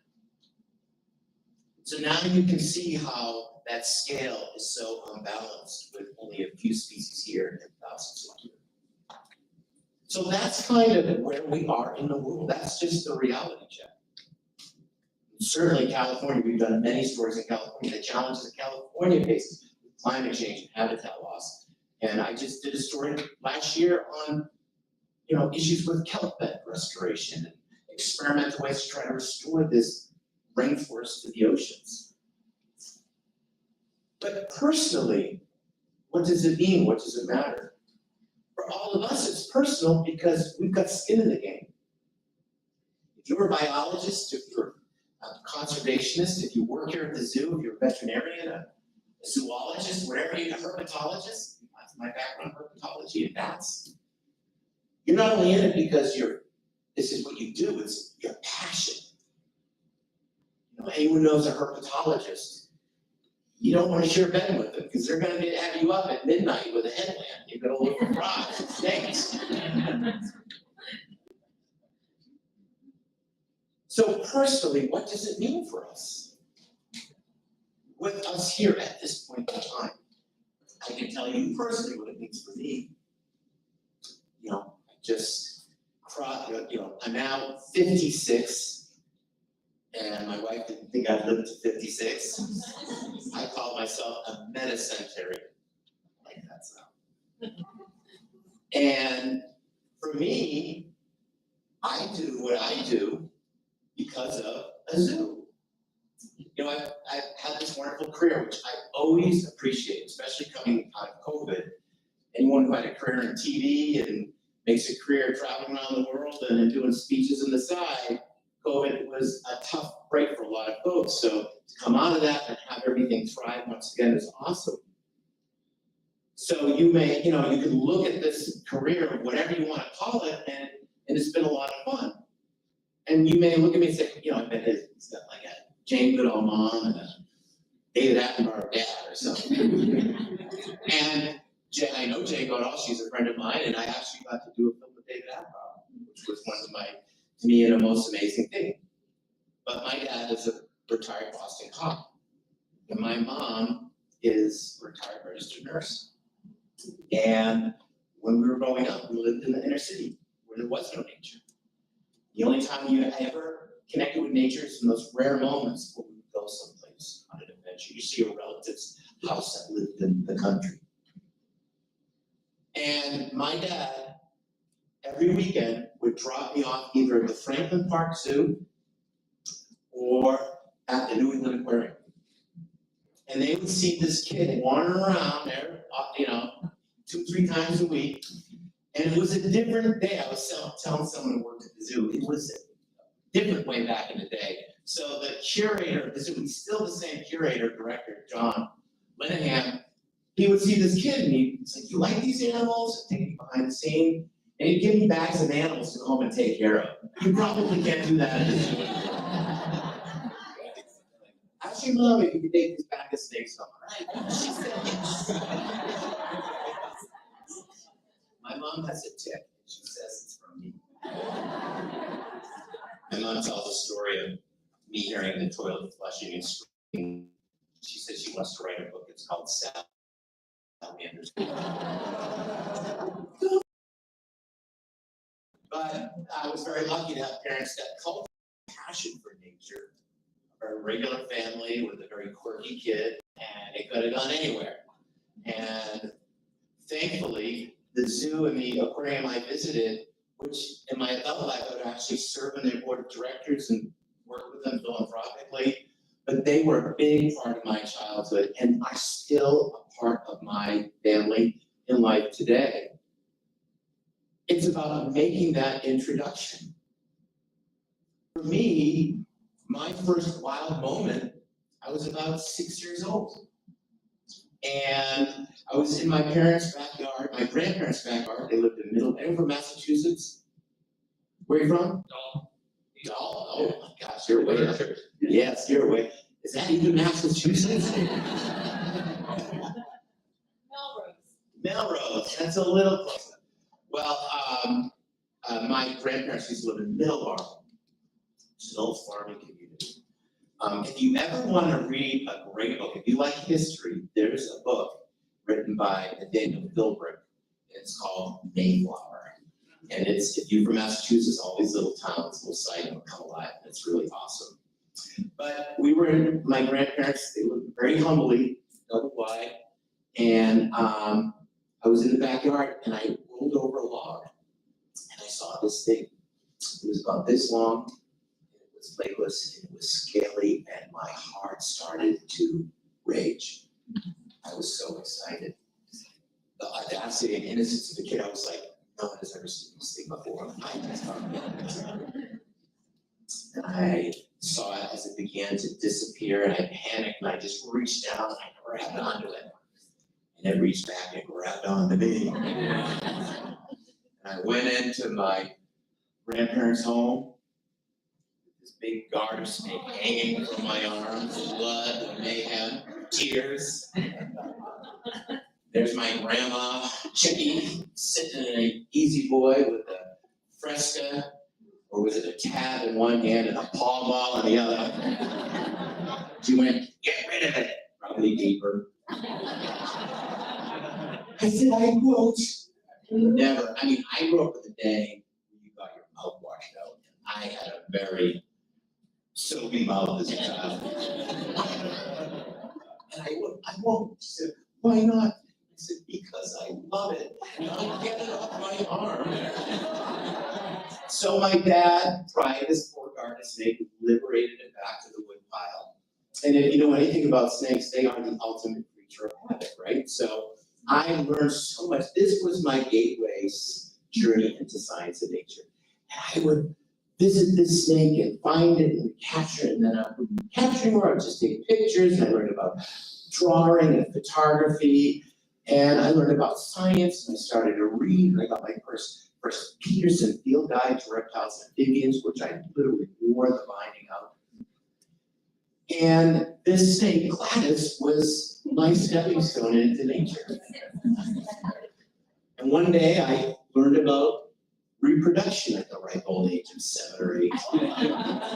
Gladys was lifting up her head and coyly checking her environment out, while all these amorous little snakeheads popped up around her, folded into this breeding ball, and then the most determined snake to get to her breathes with her.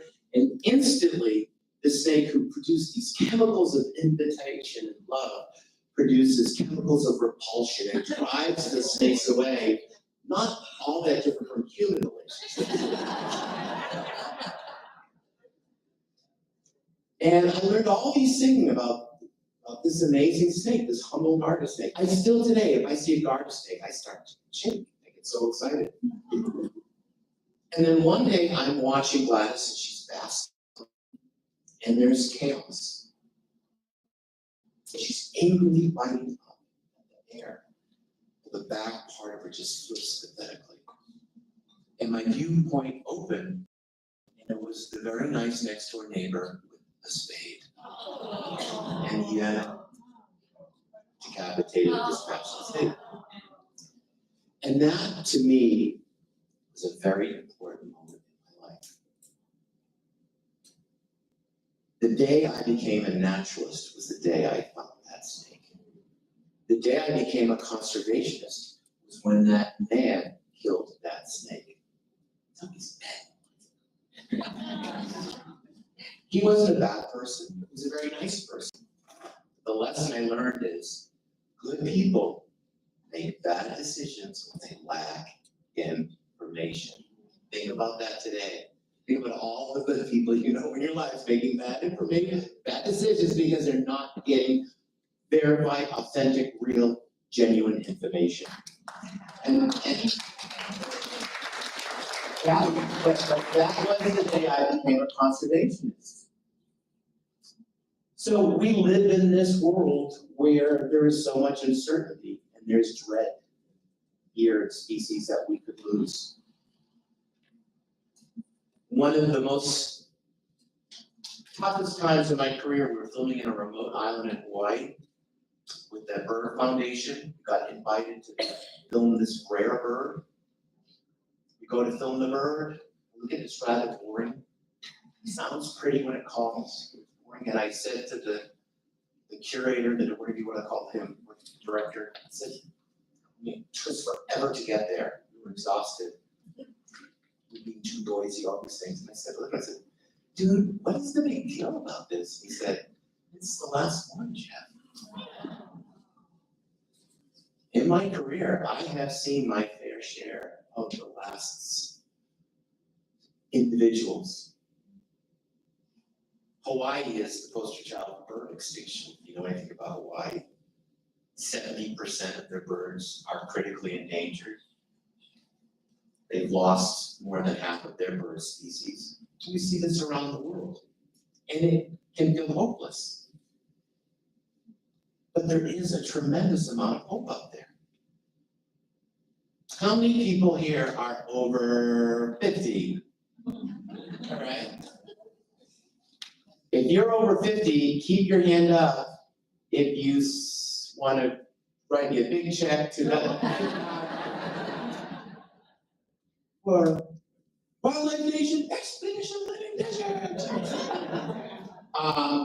If you saw bald eagles as a child, but not many of us did. I never saw a bald eagle when I was a child, unless you went to Alaska. I didn't go to Alaska until I was an adult. But if you peek your head out in Minnesota, Washington, and South Dakota, and Florida, and Massachusetts, in the marsh where I live, I will see bald eagles on a regular basis. This was a species that was pushed to the brink of extinction. There are tens of thousands of bald eagles thriving in the lower 48 and many more in Alaska, Canada. They were reduced in the 1970s to 66. And this is the symbol of who we are as a country.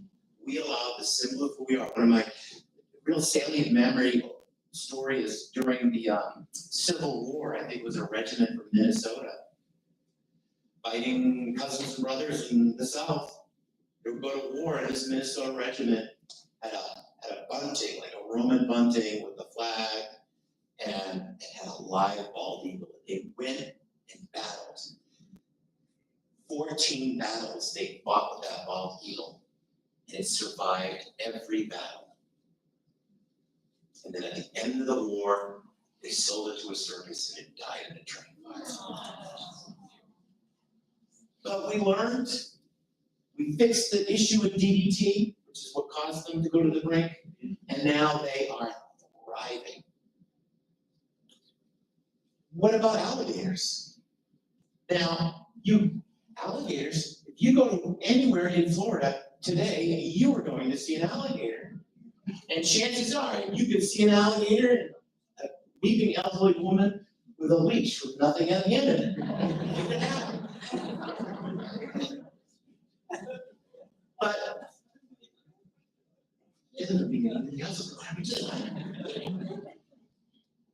But alligators were pushed to the brink of extinction. They actually almost became extinct. We get saving bald eagles because they're the symbol of our country. maybe in a zoo or, you know, an airboat, an alligator looks kind of cool, but if you were in the Suwannee River on a Sunday afternoon in an inner tube and a cold beverage and, you know, rednecking your afternoon away, and a big ample-sized alligator bubbled up next to you, big head, you'd be scared, and you should because you were about to die. But we look beyond that, and we realize that these are keystone species, and we need to ensure for them to survive, and we have brought them back. Has anyone here ever heard of a black-footed ferret? The black-footed ferret actually became extinct. It was gone. The lo and behold, a rancher, his dog dropped, and it was Wyoming, dropped a dead black-footed ferret at his doorstep. Now, he could have done anything. I love that part of the world, and understandably, that part of the world, they're not necessarily looking to invite the federal government to be part of their natural landscape management. And he made a decision. He took that dead ferret, and he took it to the local Fish and Wildlife Office or BLM office downtown. They came on his property and they found the lost colony of black-footed ferrets, 100. And the irony is within 2 weeks, they did not realize that the black ferret had been exposed to, I think it may have been a combination of plague and distemper. And within a few weeks, almost, I think 80 of them were dead. So they only had just under a dozen of these black-footed ferrets. Cut to years later, and you know anything about black-footed ferrets, they're a keystone species, they're a specialist, they only live, I would say they're not a keystone species, they depend on a keystone species, the prairie dog. They only eat prairie dogs, they live in prairie dog towns, and when we vilify prairie dogs, because of ranching issues and disease management, whatever you want to call it, vermin, their populations began to plummet, and when disease got in, it wiped out the black-footed ferret. Now, that moment where it could go any direction, cut to 14. And so I got to film them on my first series with Disney Channel. This would have been about 28 years ago. And the jury was out where it was going to go. Cut to 14 years later, I'm with my daughter, Maya. She is 6 years old, maybe 5. We're in Wind Cave National Park. We're with 12 other people. We each have a carrying cage. We open up that carrying cage, and out go 14 black-footed ferrets into a prairie dog town. And in front of us are hundreds of prairie dogs that go, "What the hell did you do that for?" 14 black-footed ferrets of, at that time, 2,000 reintroduced into the wild. I tell that story because it is a Lazarus story. It reminds us that even when there's no hope, there's a little hope, and there's a little chance. And that's where we find ourselves today. Think of all the wild places on the world, many of which you folks work at and dedicate your lives to. The commonalities of those challenges are the thread that stitch the great opportunity we have to salvage our natural world. Well, why do we do it? We do it because we love nature. We thrive in nature. Nature is the fundamental experience that a child uses to exercise those muscles of exploration and discovery and compassion that will make you become a good nurse, a good research scientist. You learn about things that are different than yourself. And sometimes you learn how small you are in the world. So what is the solution? Is the field work you can do and that you do to save nature. It's experiences like coming to a place like the Living Desert. The most important thing you can do is think about places like Mongolia, Asia, Botswana. Think how you can be a part of that bigger conservation journey, but begin that journey in your own backyard. Protect your local resources and let them be the building blocks to the bigger opportunity to save our wild planet. We live in an interesting time where I think we are seeing the byproducts of poor environmental stewardship. I would consider it negligent at a criminal level in some cases, what we've done to our planet. And what is the ultimate measure of failure for a species? Extinction. That's kind of the nail in the coffin, literally. But that journey of failure begins with a failure to secure the next healthy generation of what you are as a species. The ultimate measure of a success of a species is you become an adult. You create offspring, and before you die, those offspring have what they need to survive. You pass on the genetics, right? I mean, if you looked at plainly, that's what it is. Well, we are at that stage as a species where we're not doing that very well anymore. For the first time in the history of the American experience, we have a generation that's physically, mentally healthier, unhealthier than the generation that preceded them. Why? What could fix that? I think nature, connecting kids to nature. And ultimately, the most important message to me when it comes to connecting to nature, why we make these introductions, is that you can't protect, and I say this a lot, you can't protect what you do not love, and you'll never love it if you don't get to meet it. So as parents and as friends and families of younger people, especially children, your mission and obligation is to make that introduction.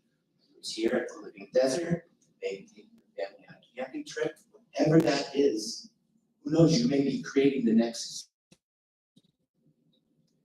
I told you I became a conservationist when I saw that neighbor kill that snake because he didn't have information. So it was about animals. The second time I became a conservationist, even more importantly, believe it or not, was when I became a dad. So I bet, if you looked at my career, you'd probably think the stitch that ties everything together would be snakes, because I love snakes. It's one of my best shows. I still love snakes.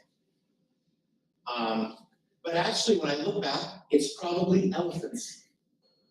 My worst and best memories in my life have been with elephants. I've been almost killed by an elephant, almost lost my arm to an elephant, and I've had a chance to in Botswana with Mike Chase and put collars and elephants when we were both grad students together. Very hard to have a TV show and be a grad student, I will tell you that. Until your show gets canceled, and that's all you have to do. And I remember the first time we were filming in Borneo, and we were searching for the last group of dwarf elephants, and there were only about 40 of them. We searched and searched and searched. This is a pilot episode for the Jeff Parn Experience. And finally, the biologist I was with us looked, and we realized they were around us the entire time. 40 elephants, while we were whining, complaining about the leeches and the sweat. And that was the big leech episode, where, and I played jokes about taking leeches off, and my cameramen were always playing jokes to each other. In fact, like, we were in Namibia one time filming, and we had come looking for a cat that was out there, a cheetah, and we didn't realize the cheetah was right there behind some vegetation. I came right on the cheetah, and I looked at it, and it looked at me, and I started backing up, and my camera guy, Pierce, is a big, heavy guy, big heart, probably large now that I think about it. So he looks at me and goes, "Oh, Jeff, you can't outrun that cheetah." I'm like, "No, but I can outrun your fat butt." And so we were together filming these elephants in Borneo, and then suddenly this moment of really great discovery became chaos, because the younger juvenile elephants were pushing us towards the females with their 1-year-old calves, and they were chasing us about. And like, we had my research assistant, PA production assistant Brian. So this was an 8-week tour. This is back in the day when they just go and don't come back to the end. And we were in Thailand, India, Borneo, all these places. And I see him and he tells me on day one, we have 7 weeks, 6 more days left to go. He says, Jeff, I just figured out something. I'm like, what, Brian? He goes, I hate animals. I don't like working with them. And I was like, what an odd career choice for you to choose. And I realized, this is our week. This is the guy that's gonna get us all killed. And he was so scared of the leeches and the this and the that. He had a flannel shirt, garden gloves that he had duct taped.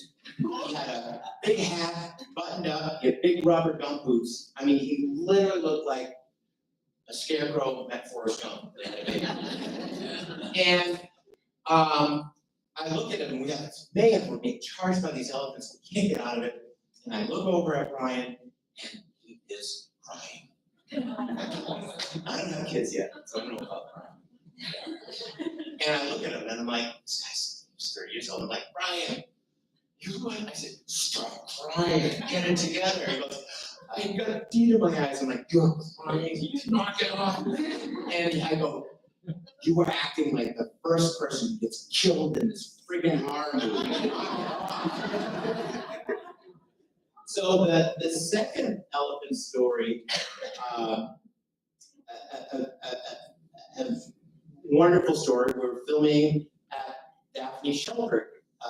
This was just when they were getting their amazing orphanage together. Now it's all big. It's Instagram, this and that. They probably wouldn't even let me in if I showed up there. Back then, I showed up and they were trailers, and every night we would sleep with the elephants.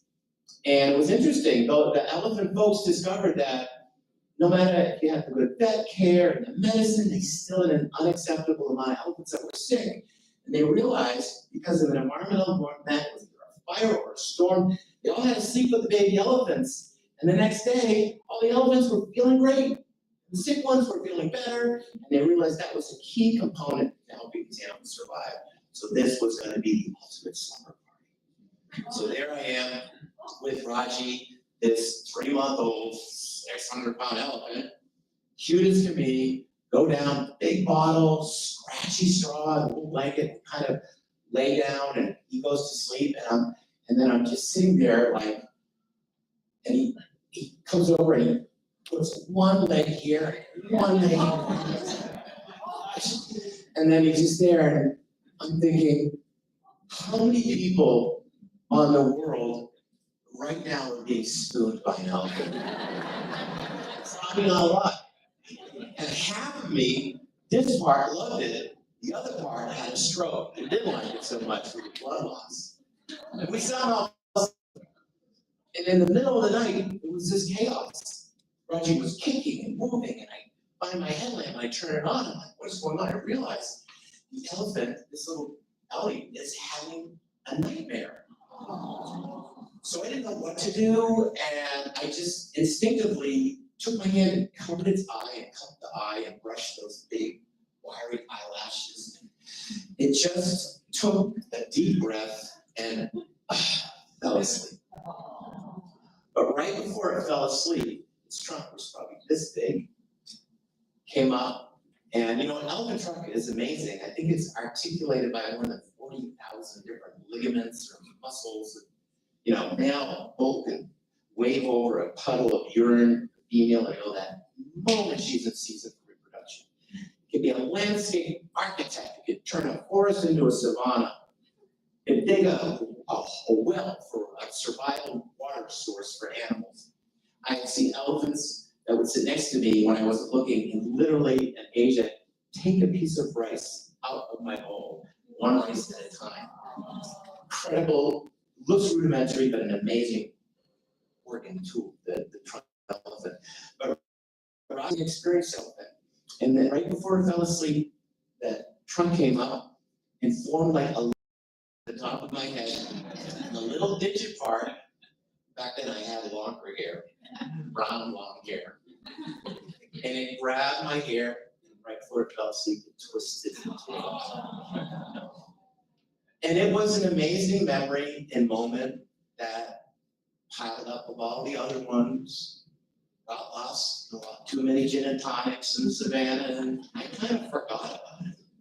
Until years later, my wife had just finished her PhD and just had a baby, which I thought was a pretty good accomplishment. I remember she was 9 months pregnant, going to sit down at a table with 6 old men to tell her about her work.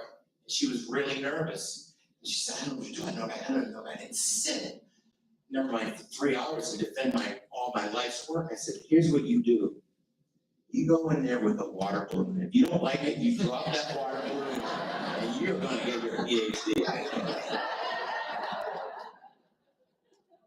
But anyway, now Maya is 7 months old and I came back from a long trip and Natasha was like, all right, I'm going out to dinner with my friends. Here's your mission. When I come home, there will not be firemen in this house and this kid will have a pulse. I can do that. So I'm sitting there watching a movie and I go check up on Maya. She's awfully quiet. She's cute. She's with a little, beautiful little pupper, all coiled up in her little bassinet. And she's so quiet. Maya, she was awake. I picked her up. Took her downstairs. By the way, I took this kid all around the world. She had her first birthday in Africa, and was in utero in Kenya, and I probably couldn't do that anymore. Those days are gone. But it was my daughters. My best memory is that they had that global journey as a kid. Really had shaped them and how they look at the world. But she's just 7 months old, and I'm sitting there, and we're watching a movie. And I'm like, okay, I'm gonna go get a beverage. So I'm like, all right, stay here, kid. And I'm like, hey, you're awfully wobbly. I'll be right back. I'm trying to get it. I'm like, all right, Maya Corwin, meet Hannibal Lecter. That's not his face. I'll be right back. And I go in, and I come back, and I kind of hear this thud, and she's on the ground. I'm like, what the heck did that happen? So I pick her up, and she's crying. I shake a little bit, and a little less crying. I hold her, she starts to go to sleep. And right before she goes to sleep, she grabs my hair and twists it into a lock. And that moment, the elephant came back as if it had just happened. And that was the moment where I realized our mission as conservationists face the greatest opportunity and the greatest potential measure of failure, all dependent on what we do today. Already her world, despite the efforts of so many, there will be species in her world that are gone because of poor management, conservation. But she can look out and see animals that were once on the brink that are recovering. So we do this not just for us, we do this for our children. We are investing in their survival. In every which way survival could be measured. Happiness, success, productivity, whatever productivity means for you as a person. Giving them a healthy, biologically rich planet ensures the survival of our species. The last thing I will leave you with, hopefully it's a good impression, except for the elderly people. Think about places in the world you would want to live. How many people love living in Palm Desert? Well, it's a beautiful place. Think about beautiful places in Tasmania, or think of a beautiful remote area in Eastern Africa. Think about places you wouldn't want to live. What would make that place? How about in a place where children have a 50% chance of not surviving to adulthood? Where animals are treated with disrespect and just wasted. Where animals aren't loved. People aren't loved, where there's no equity. Think about that place and think about the place that you would want to live. Everyone gets to vote. There's a great sense of quality of life. People are free to be who they are. Human value is big, we have worth, and we love our non-human members of our family. What is the difference between those places? A broken environment. Think of that place in India you don't want to go to, a place in the Middle East you don't want to go to, a place in Africa or Mexico, in the United States or South America. The environment is broken, and the people that broke it now pay the price for that. That is the lesson that we learn from to allow us to step forward to make these changes. And we do this conservation mission because all this beautiful wilderness we have, this wild spectacle, you didn't. We like to think the Western model, you inherited it from your ancestors. You didn't. You borrowed it from your children. So on that note, thank you very much for having me today. I'd love to entertain any questions that you have. Actually, I love the water too. Like we're in the desert. And you can just raise your hand. You don't have to. When you get down to the last few extinct animals, and you bring them back, like the pronghorn, the cheetah, the Akita, whatever, how do you maintain genetic diversity? Well, it's a challenge. I mean, anyone knows about cheetahs, that's been, but you know what's interesting with cheetahs genetics is you look at the papers, cheetahs have been having genetic problems since licensing, so that's not new. But yeah, what happens when you truncate a species down? It happens. I mean, you cannot underestimate though the resiliency of nature. And it's about working with partners to ensure that we get the most genetic integrity that we can. But you got to do it. You do with what you got. And that's what you got. But that to me is not the biggest challenge to cheetah. I'm going to step on James' toes here, but the biggest challenge for cheetahs, it's about resources, habitat, and vilification and things like that. People killing them because they feel they're competition. You know, the problem with cheetah faces what our wolves would face out in the American West. Not everyone loves a cheetah. We love cheetahs, but some people don't. It's changing that attitude. The most important, the other thing too is, it's very important to save the species, yes. It's just as important, not more important, to save the people that break the species. People that are disenfranchised, who live on the edge of survival, they don't give a crap about a cheetah or a rhino or anything else. But if they have a livelihood resource opportunity that fulfills their opportunity to thrive, they will care about that cheetah. The best biologists, and I would say the best conservationists are like game wardens like Workman in Africa or in Southeast Asia and Cambodia were poachers. I worked with people that were poachers that changed their ways, have good jobs, a good living wage, and now have crossed over to the other side. Yeah, I met this young man who works at the Living Desert when I sat down. For the water district, he's a biologist, and it makes me try to say this, he became a biologist. He's not gonna tell you that, so I'm gonna tell you all this. That's so nice. You know, I make me feel so good, and you know when I get home, I can't even get my kid to flush the toilet. It's unbelievable. I look at her, she's the most amazing kid, I'm like, did you just get lasered by aliens? Because all your clothes are here. Yes. Are we aware of any new species that have emerged, say, in the past few years? Oh my gosh, there are new species being discovered all the time. On one of my episodes, we discovered a new genus of frog. I mean, that's kind of Herculean, right? So we discovered, the challenge is discovering things before they disappear. So we understand what their greater contribution is as a species, not that we should have a contribution, that's just a human lens on that. I was at anyone ever been to Belize Zoo? Belize Zoo is one of the best little zoos in the world. Well, Sharon Matola founded the Blue Student. She said, I knew her since I was a kid, living in rainforest in Central America. She unfortunately died, and I went down. I was their keynote for a big fundraiser for her. And a scientist came up to me and handed me a paper about a snail that they had discovered in the river system where I did my graduate work in Belize.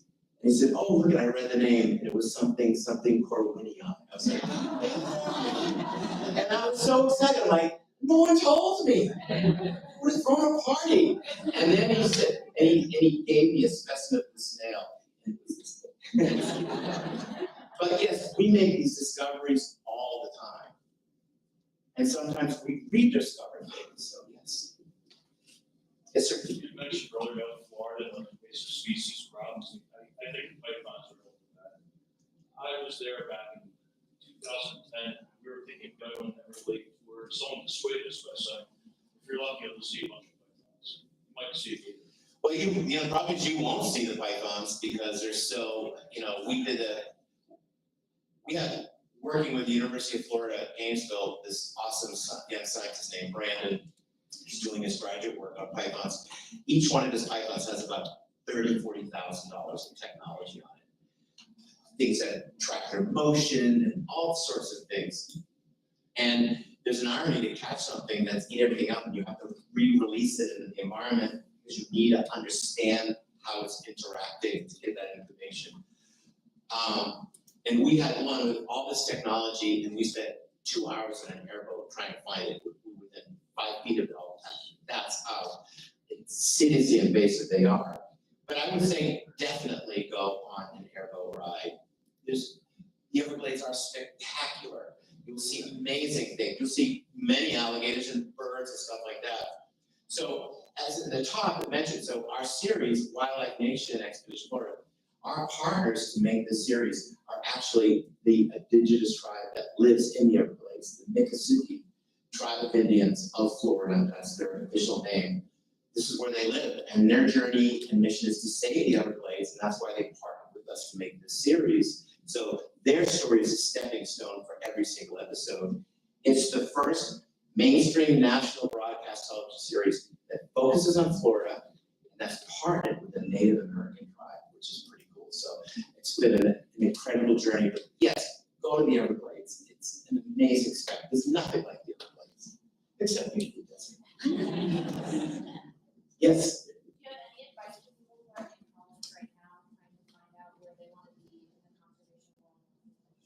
Do I have advice for someone who's in college right now and how do you get to your dream job? So I'll never forget one of my buddies at the Franklin Park Zoo who just finished his PhD and he was cleaning up an exhibit, cleaning up all the poop in the exhibit. And this guy with this kid said, see that? That's what happens if you don't go to college. You drop the thing and quit.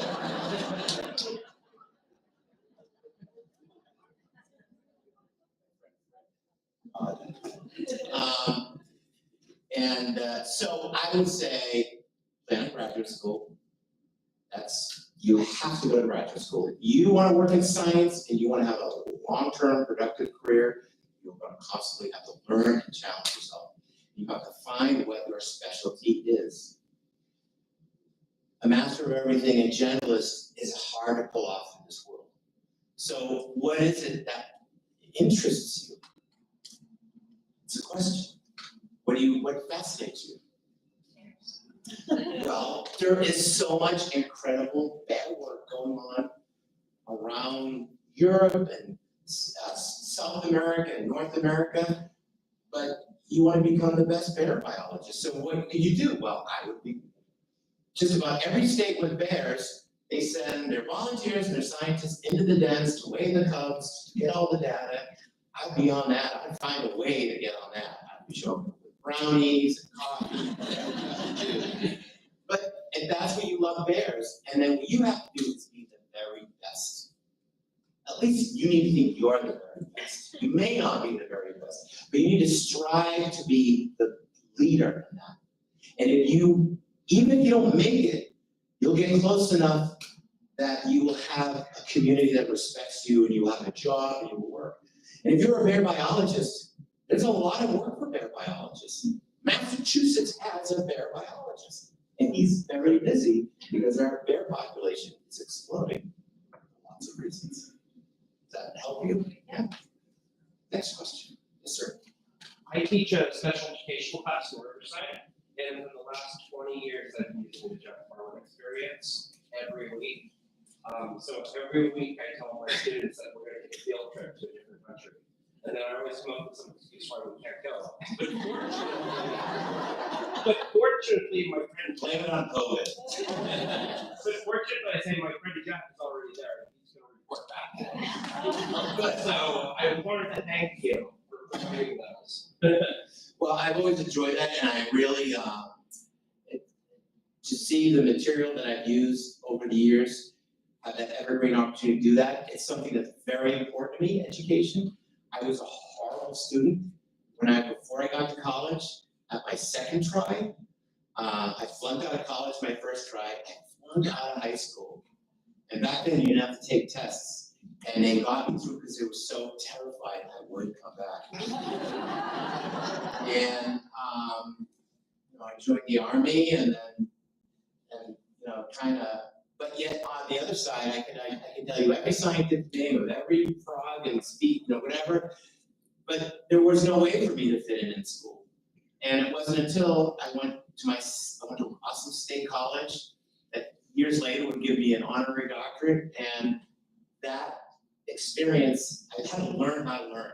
And I think science is a great way to do that. It's something very important to me because I think we all learn a little differently. And I'm so glad you're able to use that resource. But I always tell people, you must have been so smart. I wasn't smart. I just did. Okay. Now there's thousands of people out there who think that upward for college is. I know. I remember singing that song. Yes. So you mentioned when you were in college that you had started a TV series. And I'm also in college and I'm a biologist right now. I'm wondering how I can elevate my voice like you did and take it to the next level. And I have a podcast and all of this, and I'm really passionate about spreading the message to fight extinction, and I want to take it to the next level, and I'm wondering what you did to get there. So it's a very different world now. So just as important, which kills me to say this, is I hate social media. Social media it's the devil's deal. But for many people, this is where they get their information from. I have gotten jobs and I've lost jobs based on the robustness of my social media, believe it or not. Doesn't matter about my ratings. So that is such an asset for you. But here's the problem, it's an asset for thousands of other people. So there's a lot of noise. How do you break through that noise? You have to have something that's different, unique. Of course, I started doing filming stuff in college, but I didn't get my first break until right in graduate school. I got a call from Disney. They saw this little silly video I made, picked me up to do a TV series. Those days are gone. I'm incredibly lucky to have a major network television series. You would not see my series on Hamilton anymore. That's not the same network it was. That was a Paroli and a Pitbull, maybe I can make it work. But it's just a different game now. I also have to generate, not only do I have to fight to get the time block, the top time block at ABC for the series, so ABC will let me do it, and then I have to go raise money. So it's a lot of work, but if you want it bad enough, you'll fight for it. But I would use those tools on social media, and I would do research, I would look at everything that looks the same. How would you make that different? Is there like an animal or type of creature you like, or? Yes, I'm an ornithologist by trade, and I'm also a desert tourist. So those sort of things. So also people like stories. They want to go on a story, but the people today want a story with someone who has no attention span. So you only have a couple of minutes to tell that story, but craft the story arc. Take them on a journey, make them want to come back for more. And you have I can use this What I can do with this to create something to watch 20 years ago would have cost me $150,000. I can actually create people make movies that work commercially with the phone. So you have everything you need, but you need to find a way to break out of that noise. And it's very, very hard. Yes? Do you support the extinction efforts like bringing back the mammoth, or should we focus more money on saving? So, I love the idea of bringing back things that have disappeared, especially if it's because of us. You know, I just was on a major news network talking about, was it something, the white rhinos. Everyone's like, I was like, why is this such a big deal? 2 rhinos had in vitro fertilization. The babies didn't live. They're dead. We have always known about in vitro. Like what? It's very important. Why is it so exciting? Because it's easier to talk about that than deal with the real pragmatic issues of conservation. Sometimes they don't think you have that right to go back and bring something back that you destroyed. You should live with it, learn from it, and learn that lesson, not do it to other species. Versus the idleness of, we'll bring back the thylacine. I would love to see thylacines, the Tasmanian tiger. But you know what's just important? Saving Tasmanian devils and quolls and bandicoots and everything else that is about to disappear. And think of all the resources it takes to do that. Think of the millions of dollars it would take to bring back one animal and have it made, have the genetic diversity. Should we shoot for it? Absolutely.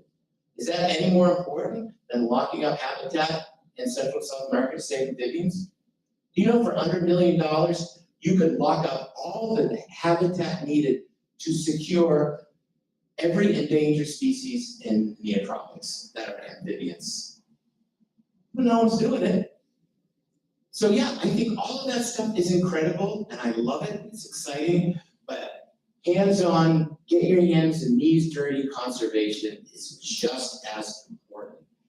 And so yeah, I love it, but we have other things, you know, equally important. I love truffles, but you gotta buy truffles, they're really expensive. That doesn't make sense to me. So is there like a Vaquita sanctuary Seriously? So vaquitas are in a world of hurt. There are places on paper, but there's no real places because there's a lot of illegal fishing going on. No one wants to kill beef. You know, everyone loves them, they're adorable, but the problem is there's just too few left and there's too many challenges. And it would require such a big effort to save them that it is unlikely, but it is not hopeless. It's a huge, huge challenge, but they are a symptom of the bigger challenge.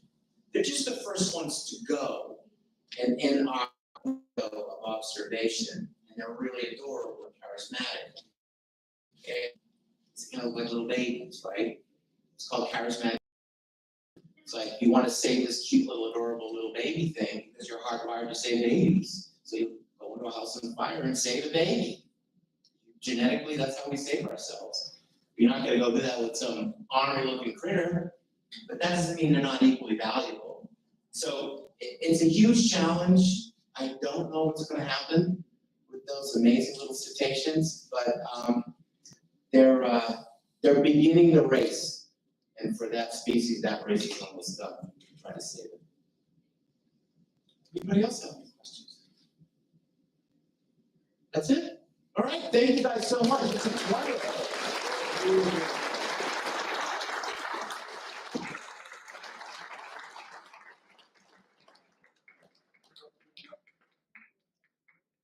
All right, thank you all for an interesting discussion session. So a few more things to go through here that we'd like to do. We want to come back to where we were So if you can take out your phone, deliver an engaging presentation for us. If you can take out your phone, we want to ask you those same two questions that we started with. Same two questions. What year did Jeff get this award? I don't even remember.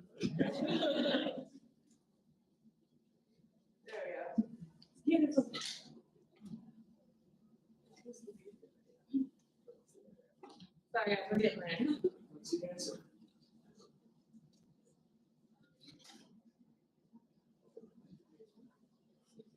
That's a quick review of everything we talked about. Hopefully that brought everything back. So if you can take out your phones, our QR code, the same two questions that we started with. These are open field questions, answer anything you feel like you really got. What did you learn today being the first one? Major takeaways you came away with on the day. Quick mentions, quick terms, ideas. You want to expound at length, you're welcome to do so.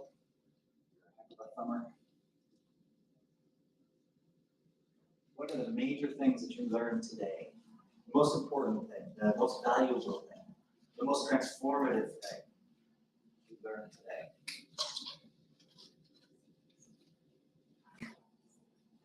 Extra points to anybody who has found it. Captain Morgan is great to go well.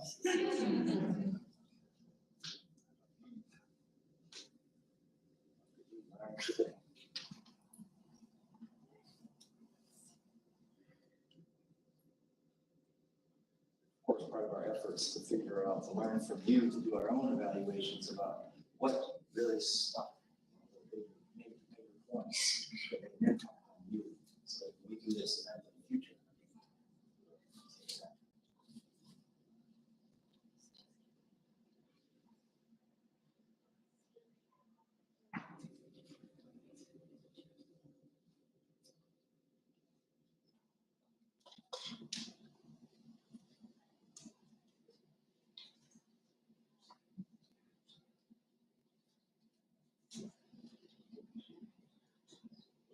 Some series. What did you learn today?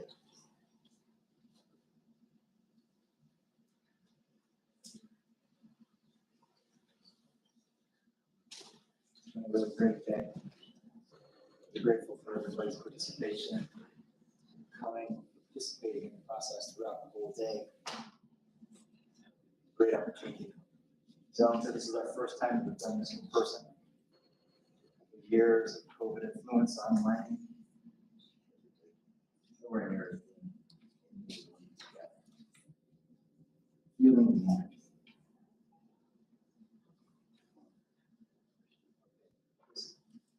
Sorry, can I ask you a question? Are you planning to do this each year? Yes. Thank you for asking that. That gives us fuel for our board of directors. Noted. Noted. Board of directors. Folks that are here, just as well, people are finishing up this first question. How many of you will come back again? I will change. We'll figure that out right now.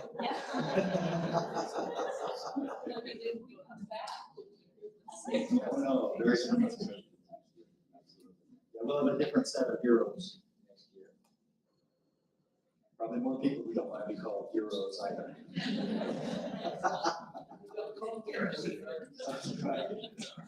Hero organizations. I'm gonna move on to that. Okay, whatever you got in there, if you just submit it, will make sense out of your fragment. All right, our next one. Why does desert conservation matter to you? Why are deserts important to you enough that you came to the day and spent the whole day with us today, maybe last night too for our video session? Hopefully they're coming back tomorrow morning to participate in our tours on grounds, our zoo day for our event. We've got, I think, 4 tours. That's right. Running around. through our preserve, with our botany department, separately with our desert carnivore conservation center. The most crazy people in the conservation department. So why does desert conservation matter to you enough that you would want to spend an entire weekend with us? Why does desert conservation matter? Are we going to share some of our answers up here? Oh, that's a great question. Let's do that. Yeah. Question was, if anybody wants to, no pressure. This isn't gonna be a class, what I'm calling it. If you'd like to answer any of your, and share any of your ideas about why desert conservation matters. I'll start. Hold on a second. We're trying to collect good social science data here, trying to be independence of data, you know, you don't want to influence the second one by the first. I'm here to share. Get their ideas into the plans a bit first, and then we'll start. We're also, just for a piece of information, going to finish up with a leavings on the part of our director of learning and engagement. Brianna's going to come back up and share what she's been taking notes on today. Her main conclusions, she learned most. And then Alan will send us home. And then after that, our conservation bureaus will be outside, out on a tabling area there, and come meet them. That's the rest of it. Do you have any more time? One more minute to do this. That independence of data.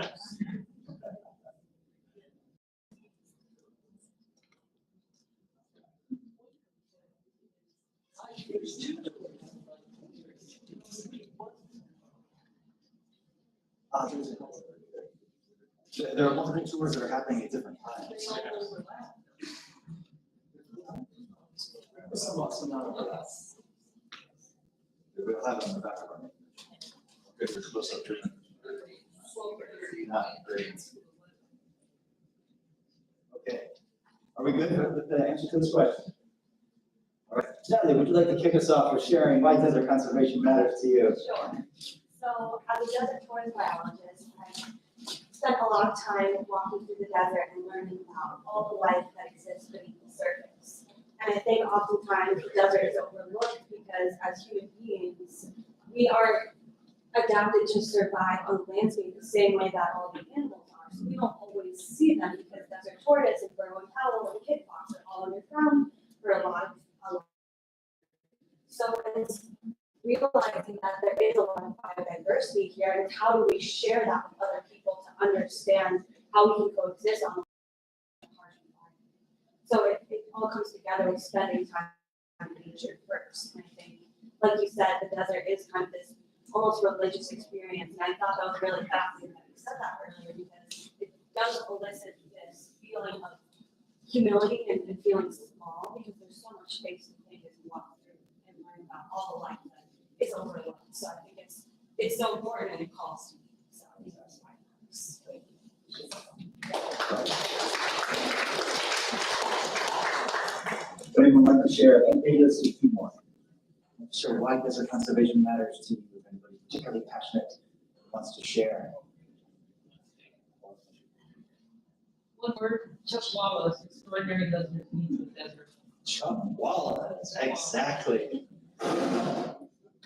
They are adorable animals, absolutely. How many folks have seen a chuckwalla in the wild? Nice. That's fantastic. They are amazing animals. One last one. Indulgence of this. Welcome back, Dr. Anna Young.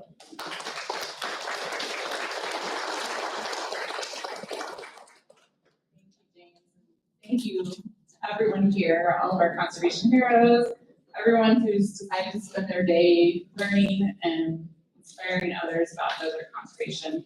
So as we wrap up this day 2 of the International Desert Conservation Summit, I've taken a lot of notes, I've done some reflecting. I think if I could only choose one word to describe today, I would say hope.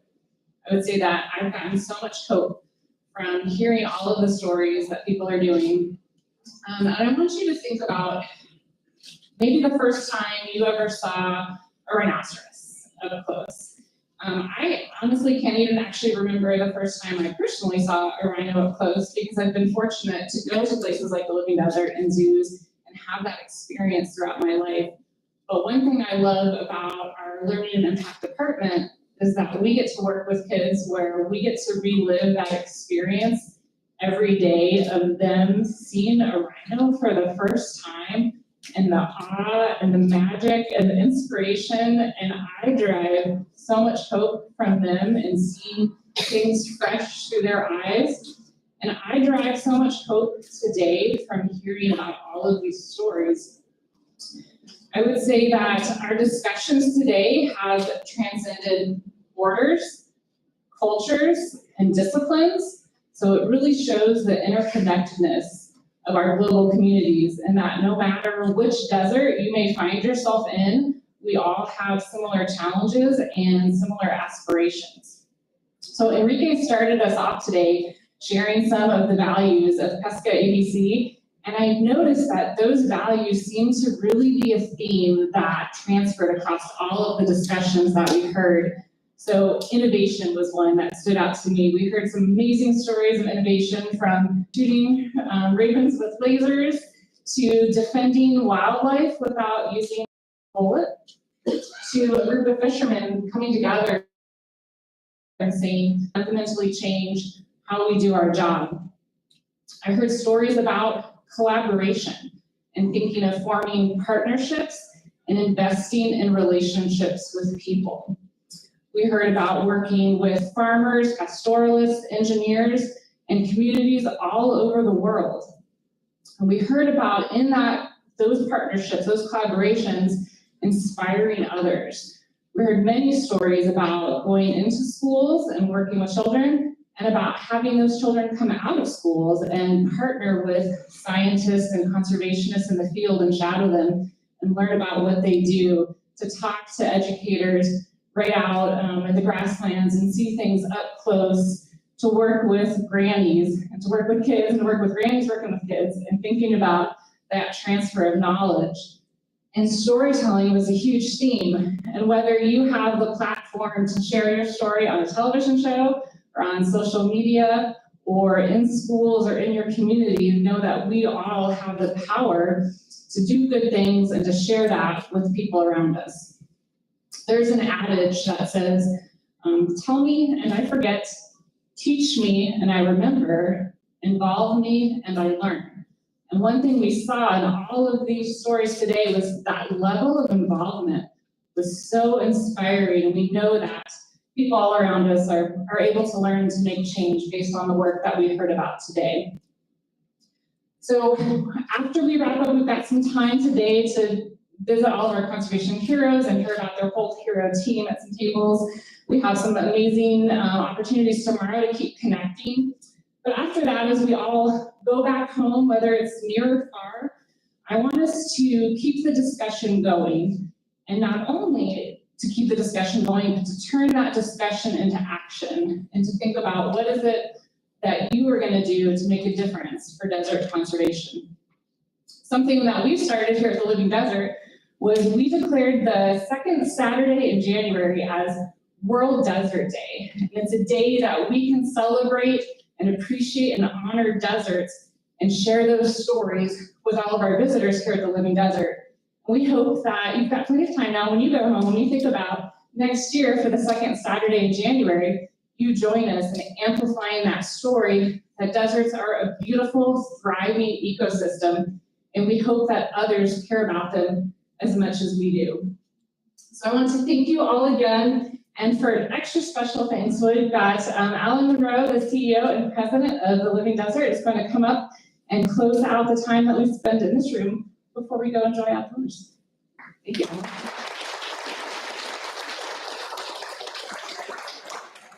Thank you, Anna. So as CEO, I have the last word today. One of the privileges of the position, I guess. And that word is thank you. Thank you, Jeff Coleman, for sharing your story about your engagement with conservation. and for fulfilling this, telling the story in a national audience through television. Thank you to our conservation partners who came, in many cases, a very long way to come and share their stories. Thank you for all that you do. Thank you to the Team TLD that took this idea of an International Desert Conservation Summit. Let's make it a success. Let's tell the story. Let's share it. Thank you for all that you've done. And then finally, thank all of you for giving up a weekend to come and hear more about desert conservation, for being willing to go home and tell your friends and neighbors and family why deserts are important and what you're going to do to help preserve and conserve those animals and species and habitats. Thank you for all that you do. And yes, there will be a 4th International Desert Conservation Summit. We have your contact information. You will know about it. So give a big round of applause to everybody that's come. Thank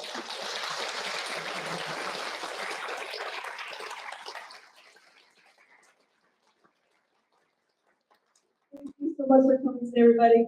Note, tomorrow's events will not take place here in Chase Administration Building. You will be entering through the main front gate. Just look for our signs, look for our banners. You'll see the same staff members that you've seen the last few days. We are going to start all of our, bring your badges. We'll start all of our tour excursions at the Welcome Center, which when you enter the front gate is directly in front of you. You can't miss it. Look for us. There are several opportunities for tours tomorrow. They are first come, first served because some of them do have limited seating, but they'll be running from 9's our first one, all the way to 12 o'clock is our last one. So we'll see you tomorrow.